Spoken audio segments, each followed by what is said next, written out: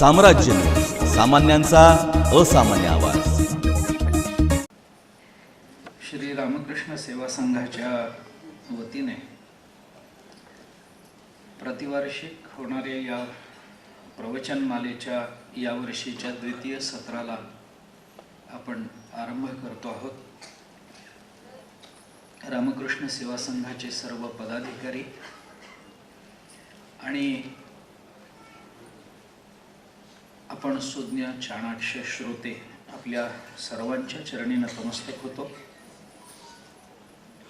पसायदान हे ज्ञानेश्वर महाराजांनी ज्ञानेश्वरीच्या शेवटी आपल्या सद्गुरु चरणाजवळ मागितलेलं मागणं आहे. हे मागणं काही विशिष्ट हेतूने ज्ञानेश्वर महाराजांनी मागितलेलं आहे. सगळ्याच संतांच्या अवताराच्या भूमिका सामान्यतः सारख्याच असतात. जगतामध्ये कोणी अज्ञानी असू नये, कमीत कमी स्वजीवनाचा हेतू ध्यानात ठेवून मानवी जीवन हे नैतिक आणि धार्मिक मूल्याधिष्ठित असावं आणि विचारानं मानवी जीवनाचा परिपोष होत एक व्यापक, संपन्न, सुविचारी असं जीवन माणसाला जगता यावं याच्याकरता जे काही करणं आवश्यक असतं ते शब्द आणि कृती या दोन रूपातून संत महात्मे जगताच्या समोर साकार करत असतात. पसायदानामध्ये ज्ञानेश्वर महाराजांनी काय मागितलेलं आहे याचा शब्दशः ओविशः विचार करणं माझ्या वेळेच्या आणि अर्थात बुद्धीच्या मर्यादेत बसणार नाही. तथापि आज आणि उद्याच्या या दोन सत्रांमधून त्या मागणीचा साकल्यानं विचार करणं आणि विशेषतः ते जीवनाचं तत्वज्ञान कसं आहे, कोणत्या पद्धतीनं त्याचा विचार केला जाऊ शकतो या संबंधातली काही मांडणी करण्याचा मी प्रयत्न करणार आहे. काल आपण या पसायदानाची एक सामान्य प्रस्तावना पाहून आलो होतो. हे मागणं हे धार्मिक, आध्यात्मिक एवढ्याच मर्यादेत बसणारं नाही, तर त्याही पलीकडे जाऊन थोडंसं स्पष्ट बोलायचं झालं तर धर्म आणि अध्यात्म याचा संपर्कही येऊ नये याची हेतुतः काळजी घेणाऱ्या व्यक्तींच्या कल्याणाकरताही ते तेवढंच महत्वाचं आहे.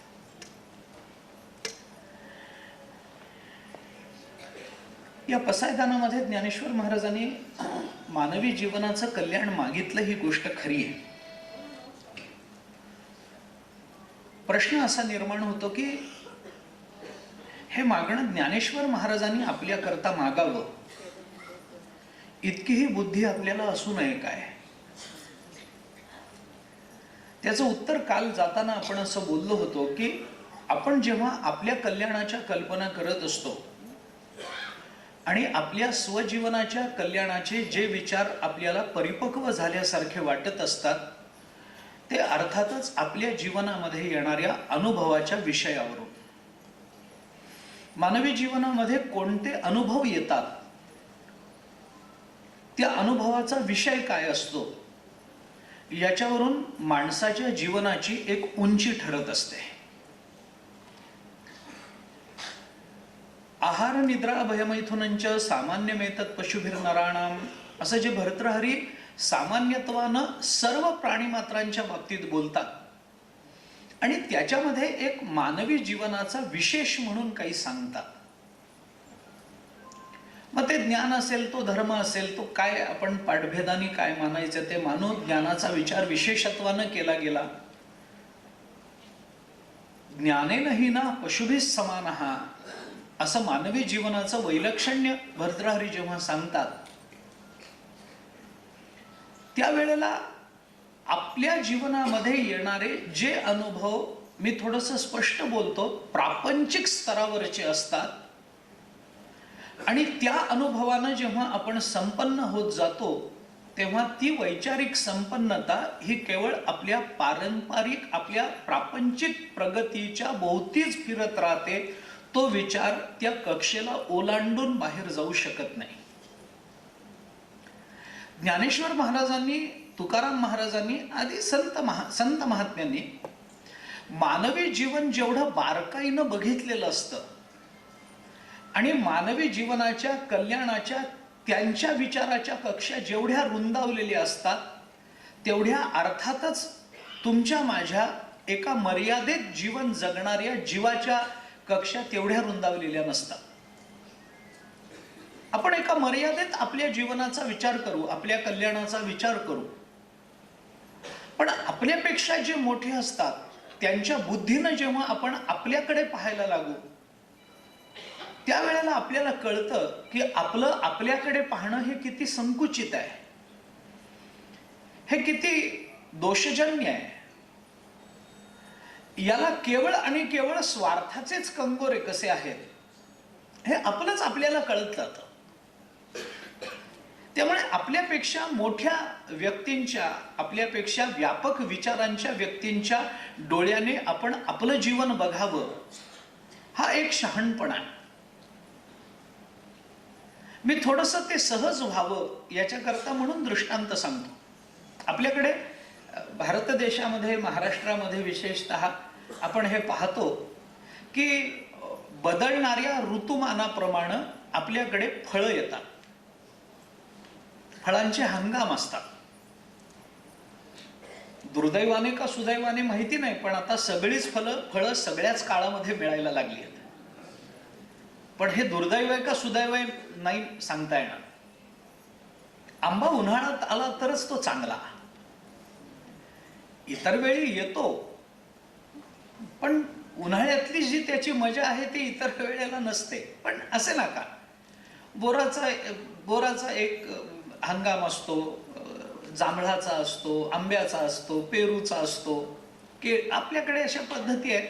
आणि आपल्याकडे खेड्यामध्ये राहणाऱ्यांना विशेषत्वाने माहिती आहे की ज्या ज्या फळाचा हंगाम असतो त्या त्या हंगामामध्ये, त्या त्या काळामध्ये विशिष्ट लोक ती फळं घेऊन आपल्या गल्लीमध्ये विकायला येतात.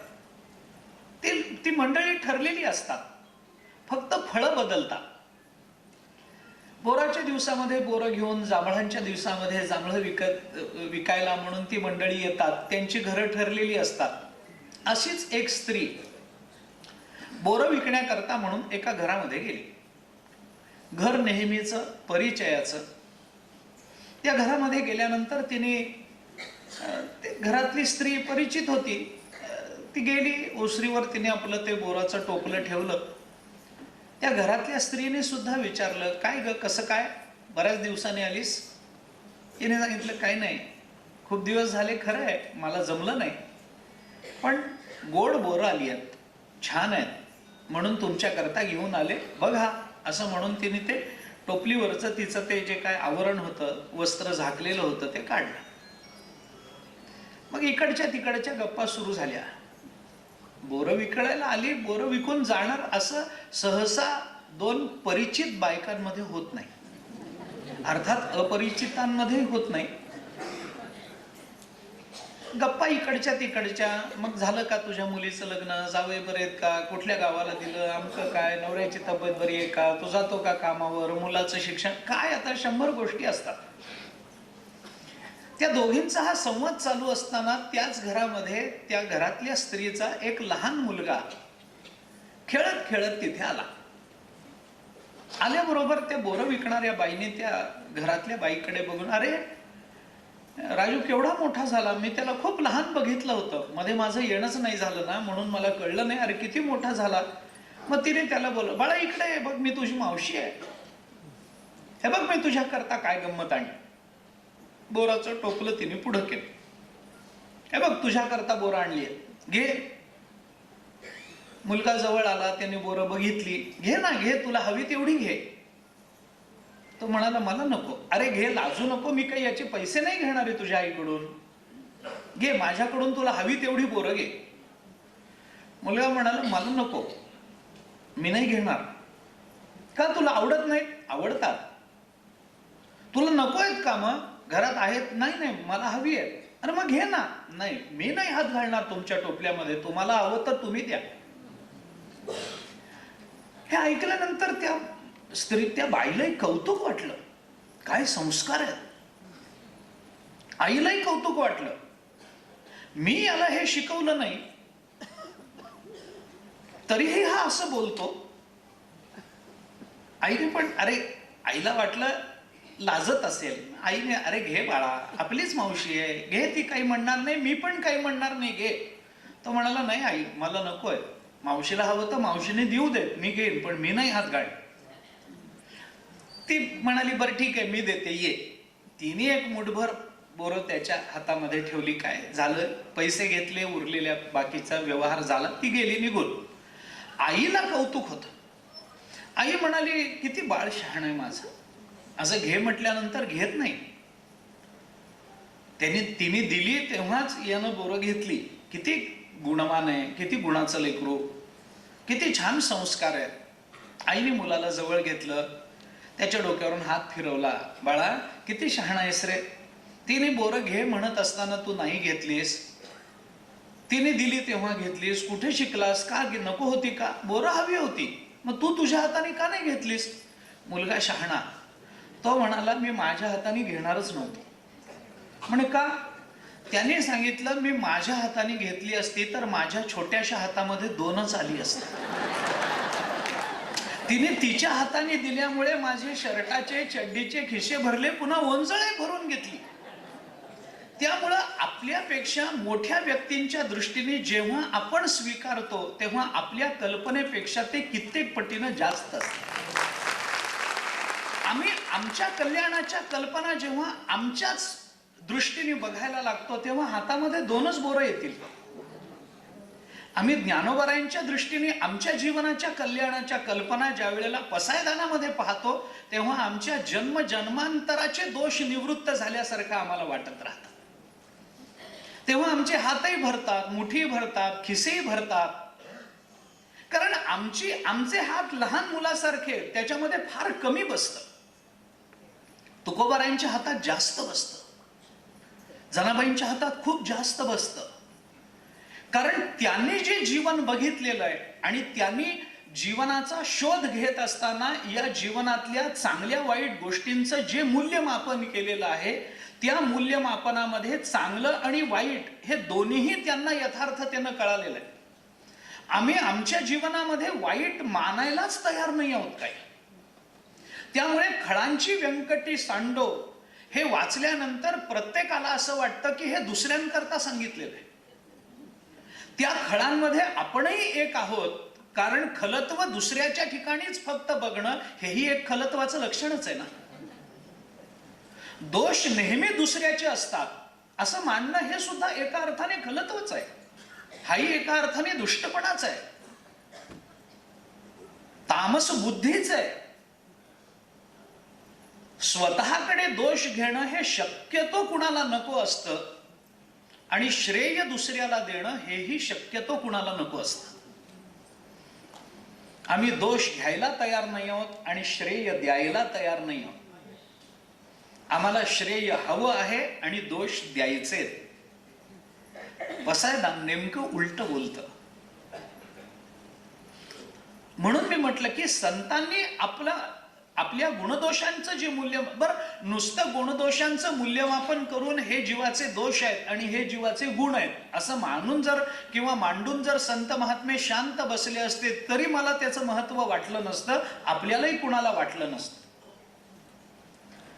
परंतु त्या मूल्यमापनामध्ये दोषाची निवृत्ती आणि गुणांचा उत्कर्ष या दोन्ही करता लागणारी आवश्यक असणारी साधन परंपरा आणि साधना या दोन्ही गोष्टींचा चिकित्सक आणि समर्पक विचार संतांनी त्यांच्या वाङ्मयामधून आपल्या मनामध्ये पेरलेला आहे. आपण जन्म जन्मांतरामध्ये तेवढ्याच एका कारणाकरता संतांच्या चरणी कृतज्ञ राहिलं पाहिजे.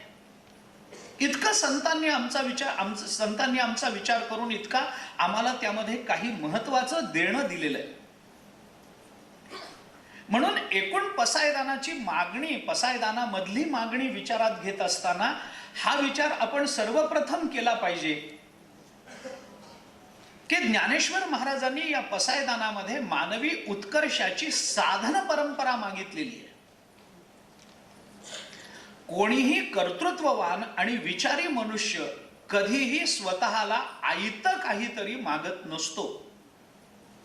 कर्तृत्व असल्यामुळे आणि विचार असल्यामुळे तो कदाचित भांडवल मागेल, पण तो एखादा मुलगा कधी असं म्हणणार नाही, विचारी किंवा कर्तृत्ववान मुलगा असं म्हणणार नाही की वडिलांनी मला उद्योगधंदा पूर्ण उभा राहावा मग माझ्या हातात द्यावा, वडिलांनी मला नोकरी लावून द्यावी, वडिलांनी मला आयतं असं घर बांधून द्यावं, असं कोणी नाही म्हणणार. तो म्हणेल वडिलांना तुम्ही मला उद्योगधंदा सुरू करण्याकरता पैसे द्या, तुम्ही मला नोकरी चांगली करता येईल असं शिक्षण द्या, तुम्ही मला घर बांधण्याकरता म्हणून कदाचित थोडेफार पैसे द्या, हे मला मान्य आहे, पण मिळालेल्या त्या भांडवलावर स्वकर्तृत्वानं स्वतःचा उद्योग करण्यामध्ये त्याला जो पुरुषार्थ आणि त्या पुरुषार्थाच्या माध्यमातून जो आनंद मिळतो, तो आनंद आयतं जेव्हा मिळतं तेव्हा त्याच्यातून मिळत नसतो. हा आपल्या सगळ्यांचा सामान्य अनुभव आहे. त्याकरताच मराठी भाषेमध्ये आयत्या बेळात नागोबा, आयत्या पिठावर रेघोट्या वगैरे हे जे या ज्या सगळ्या म्हणी आल्या ते साधारण त्याच अनुषंगाने आल्या. जगामध्ये अशा विचाराचे लोक असतात, त्यांना फक्त हवं असतं, पण त्यांच्याबद्दल मला इथे वेळ घालवण्याचं काही कारण नाही. मला मुद्दा इतकाच मांडायचा आहे की ज्ञानेश्वर महाराजांनी पसायदानामध्ये मानवी कल्याणाची जी अपेक्षा व्यक्त केली, ते कल्याण त्यांनी आपल्या सद्गुरूंच्या चरणाजवळ मागितलेलं नाही, त्यांनी त्या कल्याणाची साधनं सद्गुरूंच्या चरणाजवळ मागितली. आमच्या हातात साधन आलं पाहिजे. साधन आल्यानंतर त्या साधनाच्या माध्यमातून आम्ही कोणतं कर्तृत्व कोणत्या रूपाने प्रकट करावं आणि आमच्या यशाची अभिव्यक्ती कोणत्या रूपाने व्हावी हा नंतरचा प्रश्न आहे, जो श्रद्धा, प्रयत्न, अभ्यास, प्रयत्नांचं सातत्य या गोष्टींवर अवलंबून आहे. त्याच्यामध्ये श्रद्धा, अभ्यासाचं हे सूत्रच आहे. श्रद्धा किंवा विश्वास असणं, प्रयत्न करणं आणि प्रयत्नाचं सातत्य असणं, या तीन गोष्टी जेव्हा एकत्रित येतात तेव्हाच त्याला अभ्यास म्हटलं जातं. ज्या प्रयत्नाच्या मुळाशी विश्वास नाही आहे, ज्या प्रयत्नाच्या मुळाशी श्रद्धा नाही आहे, ते प्रयत्न हे यशस्वी होतील असं म्हणण्याचं कोणतंही तार्किक आणि तात्विक कारण या जगतामध्ये उपलब्ध नाही आहे. कुठेतरी त्याच्या मागे श्रद्धा, केवळ प्रयत्नच चालू आहे, चालत नाही. प्रयत्नांचं सातत्य आहे पण श्रद्धेचं अधिकरण नाही आहे. प्रयत्नांचं सातत्य आहेच आहे, सामर्थ्य आहेच आहे, प्रयत्न तो करतोच आहे. ज्ञानेश्वर महाराजांनी दिलेला दृष्टांत जर द्यायचा झाला तर आंधळ्या गरुडाचे पाख हाती ते कवणा उपेगा जाती. गरुडाला पंख आहेत, पंखांमध्ये सामर्थ्य आहे, पण दुर्दैवाने गरुड आंधळा आहे.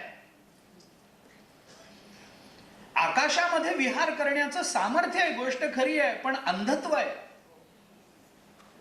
तो डोळसपणा आम्हाला विश्वास देतो, तो डोळसपणाच आमची श्रद्धा निर्माण करतो.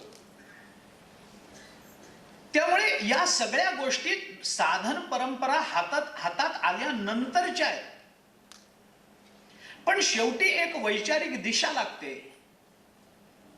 आम्हाला काय करायचं आहे या साध्याचा निश्चय लागतो. ते साध्य हे आमचंच साध्य आहे हा निवडण्याचा विवेक लागतो. आणि त्या साध्याकडे पाहताना एक आलंबनात्मक वृत्ती होणं, याच्याकरता काही आध्यात्मिक संस्कारांची गरज असते. ज्ञानेश्वरीतलं पसायदान हे एका अर्थाने त्या दिशेनं टाकलेलं पाऊल आहे असं मला वाटतं. मला ते जास्त महत्वाचं वाटतं. म्हणून कुठेही साध्याची चिकित्सा आपल्याला पसायदानामध्ये दिसणार नाही. हा, किंबहुना सर्व सुखी आणि जोजे वांछिल तो ते लाभो अशा पद्धतीचं जीवनाचं एकूण कल्याण या ओव्यांमध्ये दिसत असलं तरी त्या ओव्या या मागणीच्या असल्या तरी सुद्धा त्याच्यामध्ये ज्ञानेश्वर महाराजांना माणसाला जागेवर बसून जो जे वांछिल तो ते लाहो असं व्हावं अशी अपेक्षा त्यांनी व्यक्त केली नाहीये. त्याच्या मागे काही विचार आहे. किंबहुना सर्व सुखी हे विचाराचं सार आहे. किंबहुना हा शब्द जेव्हा ज्ञानेश्वर महाराज वापरतात किंवा मराठीमध्ये तो वापरला जातो, ज्ञानेश्वरीमध्ये त्याची अनेक प्रमाण उदाहरणं मी आपल्याला देऊ शकेन. आपल्या व्यवहारामध्ये सुद्धा आपण मराठीमध्ये किंबहुना शब्द वापरतो. किंबहुना शब्द अचानक नाही आहेत. किंबहुना हा शब्द जेव्हा येतो तेव्हा या शब्दाच्या मागे विचाराचा विस्तार असतो आणि किंबहुना शब्दाच्या नंतर येणारं वाक्य विस्तारलेल्या विचाराचा संकोच असतो. या विस्तार आणि संकोचाचा सुवर्ण मध्य हा किंबहुना शब्द आपल्याला साधून देत असतो. मी तासभर बोलतो आणि तासभर बोलून मग म्हणतो की किंबहुना. किंबहुना म्हणजे काय? बहुना किंबहुना म्हणजे जास्त काय बोलायचंय आता, थोडक्यात सांगतो, हे सांगण्याकरता किंबहुना शब्द येतो. म्हणून किंबहुना शब्दाच्या आधी जो विचाराचा विस्तार असतो तो ज्ञानेश्वरीमध्ये पसायदानामध्ये किंबहुना सर्व सुखी याच्या आधी आलेला आहे. आणि किंबहुना नंतर येणारी सर्व सुखी ही पदयोजना ही आधीच्या विस्ताराचा संकोच आहे. मग त्या सर्वांमध्ये कोण कोण येतं ते आधी पाहावं लागतं. मग त्याच्यामध्ये खल येतात, त्याच्यामध्ये धार्मिक माणसं येतात, त्याच्यामध्ये सत्कर्मामध्ये रती किंवा सत्कर्म करण्याच्या प्रेरणा ज्यांच्या जाग्या झालेल्या आहेत ती मंडळी येतात. या भूमिका आपण बघितल्या पाहिजेत. म्हणजे ज्ञानेश्वर महाराजांचं मागणं हे केवळ आयतं काहीतरी माणसाला मिळावं अशा स्वरूपाचं नाहीये हे आपल्याला कळू शकतं. संतांनी असं ज्ञानेश्वर महाराजांना हे म्हणता आलं असतं ना की काही नाही, मला तुमच्याकडे दुसरं काहीही मागायचं नाहीये, मला इतकंच मागायचं आहे की सगळ्या जगांनी मुक्त व्हावं आणि मग येणेवरे ज्ञानदेव सुखिया झाला. पण सगळ्या जगांनी मुक्त व्हावं असं कसं म्हणता येईल? त्याच्याकरता अधिकाराची चिकित्सा आहे. सगळ्यांनाच आपल्याला अपेक्षित असणारं साध्य एकदम मिळत नाही. त्याच्याकरता शेवटी कुठेतरी आपला अधिकार, आपली श्रेणी, आपली बुद्धिमत्ता, आपली कष्ट करण्याची तयारी, हे सगळं कुठे ना कुठे कुठल्या तरी पातळीवर आम्हाला सिद्ध केलं पाहिजे ना की हो, मी याचा अधिकारी आहे कारण माझ्याकडे हे आहे. मी मोक्ष मिळवण्याचा अधिकारी आहे कारण माझ्याकडे वैराग्य आहे. मी ही नोकरी करण्याचा अधिकारी आहे कारण मी इतका इतका शिकलेलो आहे. नाहीतर मग मुलाखती घेण्याला काही अर्थच राहणार नाही ना. सगळ्यांनीच एकदम मुक्त व्हावं. अरे जग चालेल कसं सगळेच मुक्त झाले तर? विशेषतः आमचं कसं होईल? मी कुणासमोर प्रवचन करू? हे ज्ञानेश्वर महाराजांनी कधी केलं नाही. सगळ्यांनीच मुक्त व्हायचं नाही.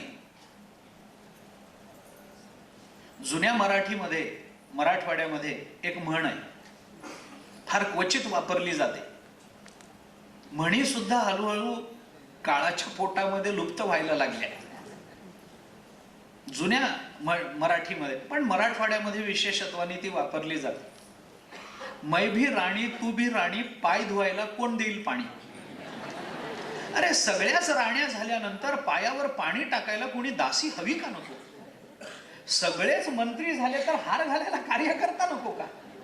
कुणीतरी एकाने येऊन जय जयकार करत जिंदाबाद म्हणून गळ्यामध्ये माळ घातली पाहिजे, हार घातला पाहिजे. सगळेच मंत्री, कोण कुणाला हार घालेल? सगळेच मुक्त, जग चालेल कसं? संतांना अपेक्षित असणाऱ्या जीवनाच्या धन्यतेकरता आधी जीवाचा अधिकार सिद्ध झाला पाहिजे. आणि त्या अधिकाराची सिद्धी होण्याकरता म्हणून कुठेतरी हा सगळा एक प्रवास, काल आपण बोललो होतो की हा एक आलेख आहे आणि तो चढताय. हा जीवनाचा प्रवास असा सरळ मार्गाने नाहीये, सरधोपट नाहीये. म्हणून कुठून तरी खलत्वापासून सुरू झालेलं मानवी जीवन ग्रंथोपजीवी व्हावं आणि त्या ग्रंथोपजीवींना मग जे हवं ते त्यांना त्या ह्याच्याबद्दल जय विजयाची भावना, विजयाची भावना निर्माण व्हावी, दृष्टादृष्टाच्या विजयाची भावना निर्माण व्हावी. तो दृष्टादृष्टाचा विजय लगेच नाही आहे. सुरू झालेला प्रवास खलत्वापासून आहे. त्याच्या पुढची, त्याच्या पुढची, त्याच्या पुढची अशा करत कुठेतरी आम्ही ग्रंथोपजीवी झालं पाहिजे. आणि मग दृष्टादृष्टाचा विजय मिळणं ही ज्ञानेश्वर महाराजांची अपेक्षा आहे. आयतं साध्य संतांनी मागितलेलं नाही. संतांनी जेव्हा स्वतःपुरतं जे मागणं मागितलेलं त्यांच्या वाङ्मयातून आपल्याला दिसतं, त्याच्यातही पुष्कळ विचार आहे. ज्ञानेश्वर महाराजांच्या एकूण वाङ्मयामध्ये आपल्याला हे दिसणार नाही की त्यांनी व्यक्तिगत जीवनाकरता काही मागितले. म्हणून संतांच्या जीवनाचा विचार करत असताना दोन पद्धतीच्या संतांचं चिंतन आपल्याला तत्वज्ञानामध्ये मांडलेलं दिसून येतं. एक आजानसिद्ध संत आहेत आणि दुसरे साधनसिद्ध संत आहेत. आजानसिद्ध संत म्हणजे जे संत म्हणूनच अवताराला आले,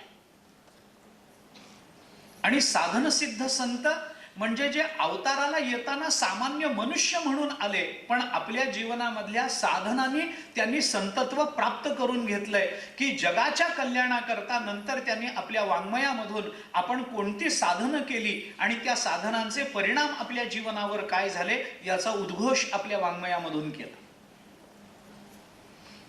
म्हणून याला ज्ञानेश्वर महाराजांचं वाङ्मय बघितलं तर त्याच्यामध्ये मी काय साधना केली हे त्यांनी कुठेही सांगितलं नाही, पण तुकोबारायांनी मात्र ते सांगितलंय की मी ही साधना केली, असं झालं तसं झालं, मला पूर्वी काही कळत नव्हतं, मग कीर्तनाचा काही हे निर्माण झाला, मग संत वाङ्मय, गावातलं देऊळ भंगलं होतं आमचं, ते बांधण्यापासून त्यांच्या परमार्थाला प्रारंभ आहे.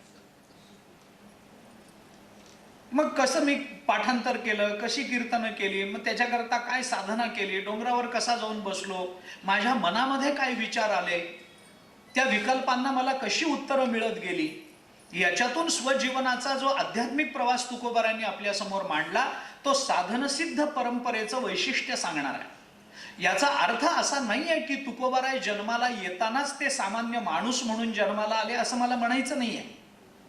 तुकिता तुलनेसी ब्रह्म तुकासी आले असं आपण त्यांचं वर्णन करतो.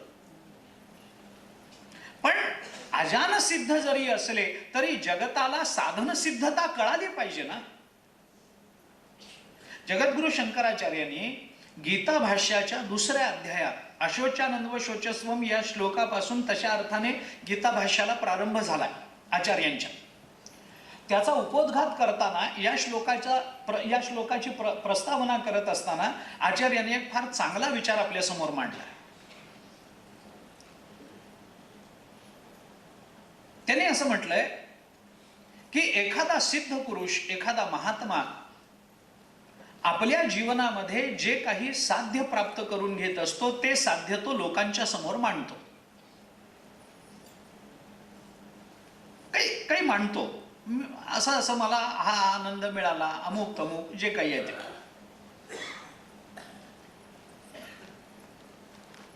आणि ते कशा करता मांडतो तर लोकांनी त्या मार्गाने जावं.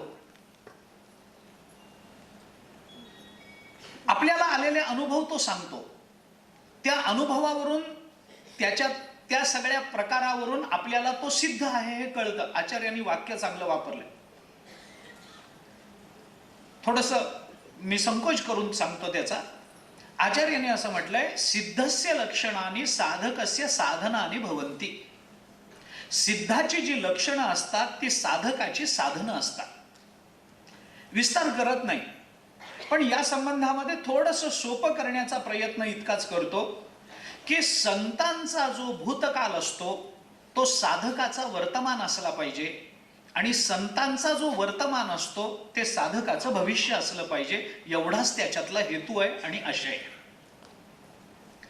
संतांचा जो भूतकाल, तुकोबारायांचा जो भूतकाल, मी काय साधना केली, कशी केली, माझ्या मनात काय विकल्प आले वगैरे वगैरे वगैरेचा जो विचार आहे तो विचार त्यांचा भूतकाल आहे, ते आपलं वर्तमान असलं पाहिजे. आणि संत ज्या वर्तमानात ज्या अवस्थेत आरूढ आहेत, अवस्थेवर आरूढ आहेत, ती अवस्था हे आपलं भविष्य असलं पाहिजे.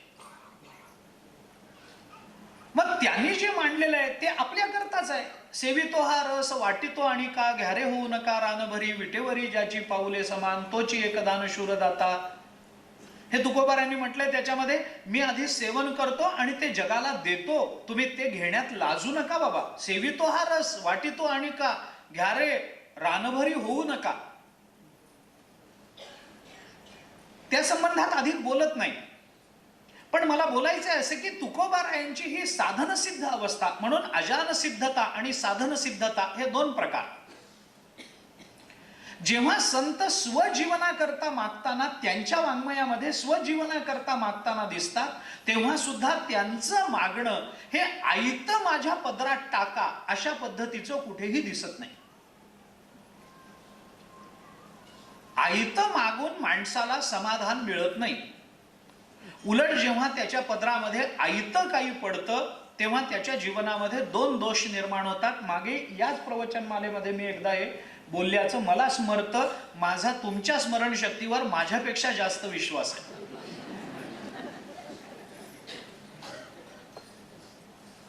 आयतं माणसाला मिळालं की दोन दोष येतात.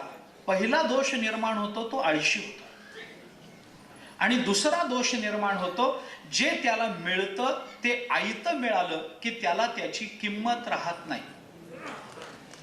अल्प कष्टानं जे मिळतं त्याची थोडी तरी किंमत राहते, पण आयतं मिळायला लागलं त्याची किंमत नाही. आयत्या पंचपक्वान्नाच्या ताटापेक्षा कष्टानं मिळालेली भाकरी गोड लागते असं म्हणतात. का गोड लागते? कारण त्या कष्टाचं मूल्य आपण जाणतो, त्या भाकरीचं मूल्य आपण जाणतो. त्याच्याकरता आपण काय रक्त झिजवलंय, शरीर झिजवलंय, घाम गाळलाय हे आपल्याला कळत असतं.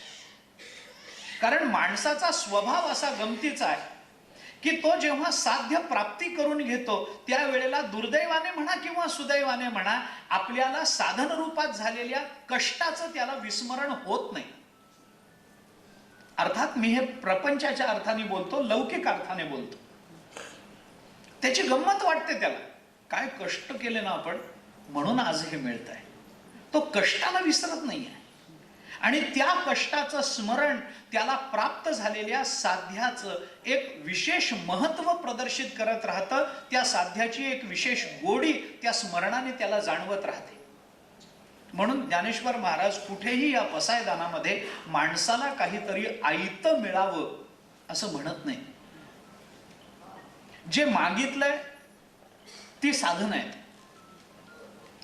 ती साधनं एवढ्या करता मागितली आहेत की आपण कुठेतरी कर्मप्रवृत्त व्हावं ही त्यांची अपेक्षा आहे. त्या कर्मप्रवृत्तीतून आपलं कर्तृत्व सिद्ध व्हावं ही त्यांची अपेक्षा आहे. आणि कर्तृत्वानं युक्त झालेल्यांनाच हे मिळावं हा त्याचा संकोच आहे, हा त्याच्या अधिकाराचा विचार आहे. अनधिकाऱ्याच्या पदरामध्ये काही पडलं तर त्याचा उपयोग होण्यापेक्षा त्याचा विनियोग दुरुपयोगतेमध्ये जास्त होत असतो.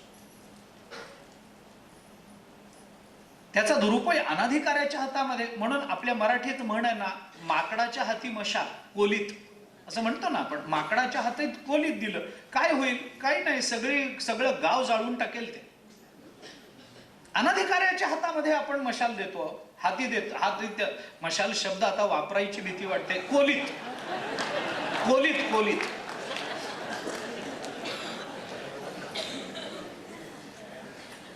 अनधिकाऱ्याच्या हातामध्ये आम्ही देतो. तत्वज्ञानाच्या क्षेत्रामध्ये हे चालत नाही. अनधिकाऱ्याला मिळत नाही, त्याच्या हातात देणं न देणं हा विषय वेगळा. त्याला मिळत नाही कारण तत्वज्ञानामध्ये मिळवल्याशिवाय गत्यंतर नाही. परमार्थ हा वस्तुतंत्र आहे, तो केवळ पुरुष तंत्राने चालत नाही. कर्तृत्व साधन परंपरा या पुरुष तंत्राने चालतात. पण वेदांतामध्ये तत्वज्ञानामध्ये सांगितलेलं साध्य हे नेहमी वस्तुतंत्र असतं, त्याच्यामध्ये बदल होत नाही. सामान्य उदाहरण, मी तत्वज्ञानाकडे येणारच आहे, पण सामान्यत्वाने अगदी सामान्य याचं उदाहरण जर द्यायचं झालं तर 4 व्यक्ती चाललेल्या आहेत. त्यांना एखाद्या गोष्टीवर काही भ्रम झाला. वेदांतामध्ये उदाहरण दिलं जातं, दोरीवर सर्पाचा भ्रम होतो. 4 मित्र चाललेले आहेत, त्या चौघांनाही सर्पभ्रम झाला. तर चौघांनाही दोरीवर सापच दिसेल असं सांगता येत नाही. कुणाला ते दोरी म्हणजे साप आहे असं वाटेल, कुणाला वाटेल अरे ही जमीन दुभंगलेली आहे, कुणाला वाटेल ही पाण्याची रेषा आहे, कुणाला वाटेल माळा पडलेली आहे, काही वाटेल. चौघांना 4 वेगवेगळे भ्रम होऊ शकतात. त्यांच्या चित्तावर ज्या ज्या विषयाचे संस्कार अव्यवहिततेने झालेले असतात, ती अव्यवहितता पुन्हा पुन्हा त्या भ्रमाला निमित्त ठरते. म्हणून कुणाला त्या दोरीवर सर्प वाटेल, कुणाला माला वाटेल, कुणाला पाण्याची रेषा वाटेल, कुणाला जमीन दुभंगली असं वाटेल, कुणाला वाटेल माझा बेल्ट पडलेला आहे, काही वाटू शकेल. कुणाला सर्प वाटेल. म्हणजे पडलेल्या वस्तूचं एक सामान्यत्वानं जे ज्ञान आहे ते ज्ञान कसं व्हावं किंवा त्याच्याबद्दल भ्रम कसा व्हावा हे पुरुषतंत्र आहे. हे प्रत्येक पुरुषाचं वेगळं असू शकतं. पण जेव्हा असे 4 भ्रम झालेले लोक त्याच्या जवळ जाऊन बघतील तेव्हा त्या चौघांनाही त्या दोरीच्या ठिकाणी दोरीच दिसेल, वेगवेगळं ज्ञान होणार नाही. कारण ज्ञान होताना ते एक रूपानं होतं, भ्रम होताना तो अनंत रूपाने होत असतो. म्हणून साधन रूपता जी असते ती कदाचित पुरुषतंत्राने चालेल, कारण जगतामध्ये सगळ्याचेच अधिकारी असतात असं नाहीये. सगळ्यांना सगळंच कळावं आणि सगळ्यांना सगळंच मिळावं असं जगतामध्ये घडत नाही. प्रत्येकाचा अधिकारी आपल्या प्रपंचातही ठरलेला असतो. प्रपंचातही, परमार्थात तर अधिकाऱ्याचं स्वतंत्र चिंतन आहे, पण प्रपंचामध्ये अनधिकाऱ्याला काय मिळतं सांगा ना. दुसरीच्या वर्गात शिकणाऱ्या मुलाला 10वीची परीक्षा देण्याची परवानगी मिळते का? नाही मिळत. दुसरीच जाऊ द्या, 8वी 9वीत शिकणाऱ्या मुलाला तरी 10वीच्या परीक्षेची परवानगी मिळते का? नाही मिळत. मतदान करायचं असेल तर 5व्या 10व्या वर्षी मतदानाचा अधिकार देतं का आपलं संविधान? नाही देत. त्याच्याकरता तुम्हाला 18 वर्षाचं झालं पाहिजे. तुम्हाला विवाह करायचा असेल तर 21 वर्षाचं झालं पाहिजे. मी 15व्या वर्षी विवाह करतो. बालविवाहाचा आता कायदा नाही आहे. बालविवाहाची ती प्रथा मोडली, कायद्याने त्याला निकष लावले. पूर्वीच्या काळामध्ये काय होत होतं याचा विचार नाही. ते काय 2ऱ्या 3ऱ्या वर्षी लग्न होत होते. नाही, याच्या पुढं खेड्यामध्ये पोटालाच कुंकू लावत होते म्हणे. म्हणजे तो मुलगा आहे का मुलगी आहे हे माहित नाही, पण तुला जर मुलगा झाला आणि मला जर मुलगी झाली तर तुझा मुलगा माझा जावई. तिथंच कुंकू लावलं, पोटालाच. ते गर्भातच आहेत अजून. पण आता होत नाही. लग्न करायचंय 21 वर्ष थांबा, मतदान करायचंय 18 वर्ष थांबा. म्हणजे तुम्हाला जर पंतप्रधान निवडायचं असेल तर 18 वर्ष पुरतात, पण बायको निवडायची असेल तर 21 वर्ष थांबावं लागतं. म्हणजे कशाचं सामर्थ्य मोठं आहे हे लक्षात घ्या. 3 वर्षाची प्रगल्भता शेवटी आपल्या जीवनाची सुखदुःख ठरवण्याकरता उपयुक्त ठरत असते. हे अधिकार आहेत ना. मी अगदीच लौकिक अर्थानं बोलतोय. तसं परमार्थामध्ये सुद्धा अधिकारी आहे. असं एकदम काहीतरी आपल्याला मिळालं असं होत नाही. परमार्थात नाही चालत. म्हणून मी म्हटलं की परमार्थाच्या साध्याचा विचार हा वस्तुतंत्राने चालतो आणि साधनांचा विचार हा पुरुषतंत्राने चालतो. साधना प्रत्येकाला वेगळी सांगितली जाते, पण साध्य मात्र प्रत्येकाचं एकच असतं. साधना का वेगवेगळी साधना आहे? वेगवेगळ्या साधनांचा विचार का केला गेला? अधिकार भेद आहे जगामध्ये म्हणून. अधिकाराचा विचार आहे म्हणून. मला जे करता येतं त्याच्यापेक्षा अधिक तुम्हाला करता येत असेल, मला जे करता येतं त्याच्यापेक्षा कदाचित कमी दुसऱ्याला करता येत असेल, मला जेवढ्या शब्दामध्ये कळतं त्याच्यापेक्षा कमी शब्दामध्ये इतरांना कळत असेल. कुणी कर्म मार्गाने जाणार आहे, कुणी योग मार्गाने जाणार आहे, कुणी ज्ञान मार्गाने जाणार आहे, कुणी अष्टांग योग मार्गाने जाणार आहे, कुणी हठयोग मार्गाने जाणार आहे, कुणी आणखीन काही साधना ध्यानाधिक साधना करणार आहे, कुणी ज्ञान मार्गाने जातो, कुणी भक्ती मार्गाने जातो. मग हे वेगवेगळे मार्ग कुणा करतायत? सगळ्यांनीच सगळ्याच मार्गाने जावं अशी अपेक्षाच नाही. जो मार्ग मी निवडतो त्या मार्गाचा मी अधिकारी ठरतो तेव्हाच मला त्या मार्गाविषयी आत्मीयता वाटत असते.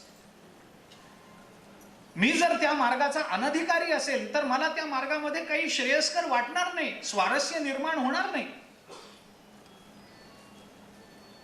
आपण विचार करा, घरामध्ये 2 मुलं 3 मुलं असतील तर सगळ्यांनीच इंजिनियर व्हावं, सगळ्यांनीच डॉक्टर व्हावं असं होतं का? कोणी म्हणतो नाही हो मला गणितात स्वारस्य नाही आहे, मला भाषेत आनंद वाटतो, याचा अर्थ त्याच्या अधिकाराचा विचार वेगळा आहे. कोणी म्हणतं मला याच्यामध्ये नाही, मला जीवशास्त्रामध्ये स्वारस्य वाटतं, त्याचा अधिकार वेगळा आहे. तर त्यांनी त्या मार्गाने जावं, यांनी या मार्गाने जावं. पण त्यांनी त्या मार्गाने जाऊन जे शिक्षण पदरात पाडून घेतलं आणि यांनी या मार्गाने जाऊन जे शिक्षण पदरात पाडून घेतलं, त्या दोघांच्याही शिक्षणाने त्या दोघांचंही जीवन उजळून निघावं ही मात्र अपेक्षा निश्चित आहे. तसं परमार्थामध्ये सुद्धा एकच अधिकार सगळ्यांना नसतो. आणि काय झालं दुर्दैवाने, मी पुन्हा एकदा क्षमा मागतो, की अधिकाराचा विचार ज्या वेळेला मांडला जातो त्यावेळेला तुम्ही याचे अधिकारी नाही आहात असं ऐकणं हे फार जीवावर येत असतं. माणसाला तो अपमान वाटतो आपला. मी इतका शिकलेला, मला अधिकार नाही, तुम्ही याचे अधिकारी नाही आहात, ही शब्द योजना आज करणं अवघड आहे. कारण सगळ्यांना सगळे अधिकार सर्व कालामध्ये हवे आहेत. आम्हाला वाटेल त्यावेळेला आम्ही हव्या त्या अधिकाराचा विनियोग करू. हे कदाचित व्यवहाराच्या दृष्टीनं योग्य अयोग्य असेल नसेल माहिती नाही, पण पारमार्थिक विचारांमध्ये असं घडत नाही. आम्हाला आमचे अधिकार सिद्ध करावे लागतात. आणि म्हणून ज्ञानेश्वर महाराजांनी त्या अधिकाराची जाणीव असल्यामुळे अगदी न्यूनतम अधिकारी कोण असू शकतो तिथून विचाराला प्रारंभ केला. म्हणजे या जगतामध्ये सगळ्यात वाईट कोण असू शकतं तिथून प्रारंभ करून तीच व्यक्ती जगतातली सर्वोत्तम व्यक्ती कशी होऊ शकते असा हा आलेख आहे. म्हणून पसायदानामध्ये ज्ञानेश्वर महाराजांनी मागणं मागितलं. पहिल्या म्हणजे मागणीची जी पहिली ओवी आहे, जे खळांची व्यंकटी सांडो, इथे जे असं जे म्हटलंय, पहिल्यांदा ज्ञानेश्वर महाराजांनी उपक्रम करताना सांगितलं, आता विश्वात्मके देवे येणे वाग्यज्ञे तोषावे, तोषोनी मज द्यावे पसाय दान. हे मला हे पसाय दान तुम्ही द्या. काय मागायचंय तुम्हाला? जे आता मी मागायला सुरुवात करतो. जे हा जो शब्द आहे, हे जे अक्षर आहे, हे इथं सर्वनाम म्हणून आलेलं नाही आहे. मागणीच्या विषयाचा निर्देश करणारा तो प्रत्यय, हे लक्षात घेतलं पाहिजे. जे काय मागायचंय, मला असं मागायचंय की ज्याच्याने सगळ्यांचं कल्याण व्हावं. मला असं मागायचंय की ज्याच्याने खलांची दुष्टता ही निवृत्त व्हावी, असं मला त्याच्यातून मागायचंय. म्हणून जे. बर, काय हवंय? खळांची व्यंकटी सांडो. म्हटलं आता इतकं मागून झाल्यानंतर पुढच्या सर्व ओव्यांमध्ये जे सर्वनाम ज्ञानेश्वर महाराजांनी वापरलंय, ते सर्वनाम हे मागे येणाऱ्या कुठल्या तरी नामाचंच द्योतक असतं की नाही? सर्वनामाचं महत्व काय आहे? नामाचं जे महत्व ते सर्वनामाचं महत्व. कुठल्या नामाचं महत्व? आपण सामान्य व्याकरण शाळेमध्ये शिकलेलो आहोत. आपली मराठी आपल्याला प्राणप्रिय आहे. विशेष नामाच्या नंतर येणारं जे सर्वनाम असतं ते सर्वनाम विशेष नामाची किंमत घेऊन पुढे जात असतं. मला उदाहरणं द्यायची नाहीये. खळांची व्यंकटी सांडो, तया सत्कर्मी रती वाढो. त्याची सत्कर्मामध्ये आवड वाढावी. त्याची म्हणजे कुणाची? काहीतरी मागे सांगावं लागेल की नाही? त्याची सत्कर्मामध्ये आवड वाढती राहावी. त्याची म्हणजे कुणाची राहावी? जीवाची राहावी? नाही. मग ज्या खळांनी आपली दुष्ट बुद्धी टाकून दिलेली आहे त्याची सत्कर्मात रती वाढावी. म्हणजे एका वेगळ्याच कुठल्या तरी खळांनी दुष्टता टाकून द्यावी आणि कुठल्या तरी वेगळ्याच माणसाची सत्कर्मामध्ये रती वाढावी. ही प्रगती नाहीये. ही प्रगती नाहीये. ज्याची दुष्टता जावी त्याचीच सत्कर्म प्रवृत्ती वाढावी, तर ही प्रगती झाली. एक तुमच्या करता एक माझ्या करता असं नाहीये. आपण याचा विचार करून बघा. या सगळ्या सर्वनामांचा विचार करून बघा. आपण ती सर्वनाम कुणाची वाचक आहेत? त्या सर्वनामाचा वाच्य कोण आहे? आपण विचार करा ना. कोणत्या तरी एखाद्या दुष्ट माणसाची दुष्टता ही त्याच्या म्हातारपणामुळे निवृत्त व्हावी आणि दुसऱ्याच कोणत्या तरी एका तरुणाची सत्कर्माची प्रवृत्ती वाढावी. हा सामाजिक विकास आहे? हा व्यक्तिगत विकास आहे? नाही. विकासामध्ये वाईटाची निवृत्ती आणि चांगल्याची प्राप्ती या दोन बाजू असतात तर तो विकास होत जातो. वाईट ठेवून चांगल्याची प्राप्ती हा विकास नसतो, किंवा फक्त वाईटाची निवृत्ती होऊन चांगलं प्राप्त न होणं हाही विकास नसतो. हे सगळे टप्पे आहेत ना विचाराचे. एखाद्याच्या जीवनामध्ये अनिष्ट निवृत्त न होता इष्ट मिळालं, त्याचं वाईट बुद्धी गेली नाही, पण त्याला चांगलं मिळालं. परिणाम काय? मिळालेलं चांगलं तो स्व आणि इतर सगळ्यांच्याच नाशाकरता वापरेल. कारण मुळात दुष्टता तीच आहे, मुळात ती दुष्टता आहे. त्यामुळे ते न जाता जर चांगलं काही मिळालं तर मिळालेलं चांगलं सुद्धा या वाईटाच्या संपर्कानं वाईट होत जातं. अशी अनेक उदाहरणं आहेत आपल्याला देता येण्यासारखी. हे दिव्य प्रकाश देतात. या प्रकाशामध्ये मी तुम्हाला पाहतो आहे, तुम्ही मला पाहतात, मान्य आहे. पण या दिव्याचा प्रकाश आत्ता जरी उपयुक्त ठरत असला तरी कुठेतरी कोणत्या तरी कोपऱ्यामध्ये अंधार असेलच की नाही. मग तो अंधार ठेवून प्रकाश देणं हे खऱ्या प्रकाशाचं लक्षण आहे का? अंधार ठेवून प्रकाश हवाय का कुणाला? असं होत नाही. कुठेतरी कोपऱ्यामध्ये अंधार असणारच आहे. पण तेच उद्या सूर्य उगवू द्या आणि त्या सूर्याचा प्रकाश पडू द्या, कुठे अंधार आहे सांगा? पूर्व दिशेच्या रावळी उदया येताची सूर्य दिवाळी, येर दिशा तियेची काळी काळीमा नाही. ज्ञानोबरायांनी म्हटलं, येर दिशा तियेची काळी काळीमा नाही. त्या काळामध्ये कुठल्याही दिशेमध्ये कुठल्याच काळामध्ये अंधार राहत नाही. तियेची काळी येर दिशा काळीमा नाही. सूर्य अंधार ठेवतच नाही. म्हणजे प्रतिकूलता राहून जर अनुकूलाची प्राप्ती झाली तर असलेली प्रतिकूलता प्राप्त झालेल्या अनुकूलतेला प्रतिकूलताच बनवत असते. कारण वृत्ती तशी होते बघण्याची. थोडस जरी काही वाईट असलं आणि दुसरं काही चांगलं आलेलं असलं तरी ते वाईट चांगल्याला चांगलं राहू देत नाही. याच्याकरता संगतीचा विचार आपण सांगतो ना, चांगल्या माणसाच्या संगतीत जा. नाही मला काही नाही, मी खूप तू चांगला आहेस, पण त्याची संगती तुला कधी वाईट बनवेल हे तुला सुद्धा कळणार नाही.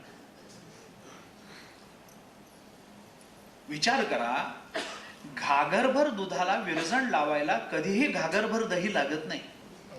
चमचाभर पुरतं. ते चमचाभरच असतं, पण सगळ्या दुधाला विरजण लावून टाकतं. याच्याकरता केवळ वाईटपणा आहे आणि तर चांगलपणा मिळाला म्हणजे प्रगती नाही आहे.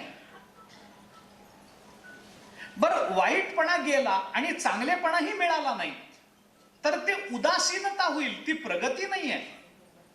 मी वाईट नाहीये पण मी चांगलाही नाहीये ना, मग दगडात आणि माझ्यात तसा काय फरक आहे? दगड वाईट नाहीये पण तो चांगलाही नाहीये. दगड स्वतःहून कुणाला लागत नाही गोष्ट खरी, पण दगड स्वतःहून कुणाच्या पुढेही जात नाही की माझी मूर्ती बनवा म्हणून. ते उदासीन म्हणजे ते उदासीनता येईल ना, तो ते मधलं होईल. धड चांगलं नाही धड वाईट नाही.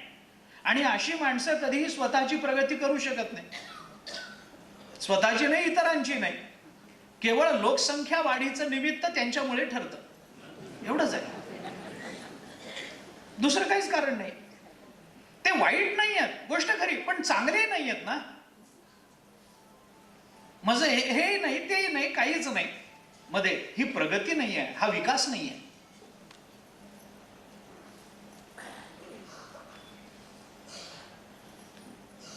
वाईट जावं आणि चांगलं यावं. वाईट गेलं नाही आणि चांगलं आलं, उपयोगाचं नाही. वाईट गेलं चांगलंही आलं नाही, विकास नाही. आता हे सगळेच विकल्प मांडून मला फार वेळ त्याच्यात गुंतवायचा नाही आहे. म्हणून जी सर्वनामं वापरलेली आहेत ती कुणाच्या संबंधाने आहेत याचा विचार केला पाहिजे. खळांची व्यंकटी सांडावी आणि त्याच खळांची सत्कर्मामध्ये रती वाढावी. त्याच खळांची सत्कर्मात रती वाढल्यानंतर भूता परस्पर पडो मैत्र जीवाचे असं व्हावं. दुरितांचे तिमिर जाऊ, विश्व स्वधर्म सूर्य पाहो.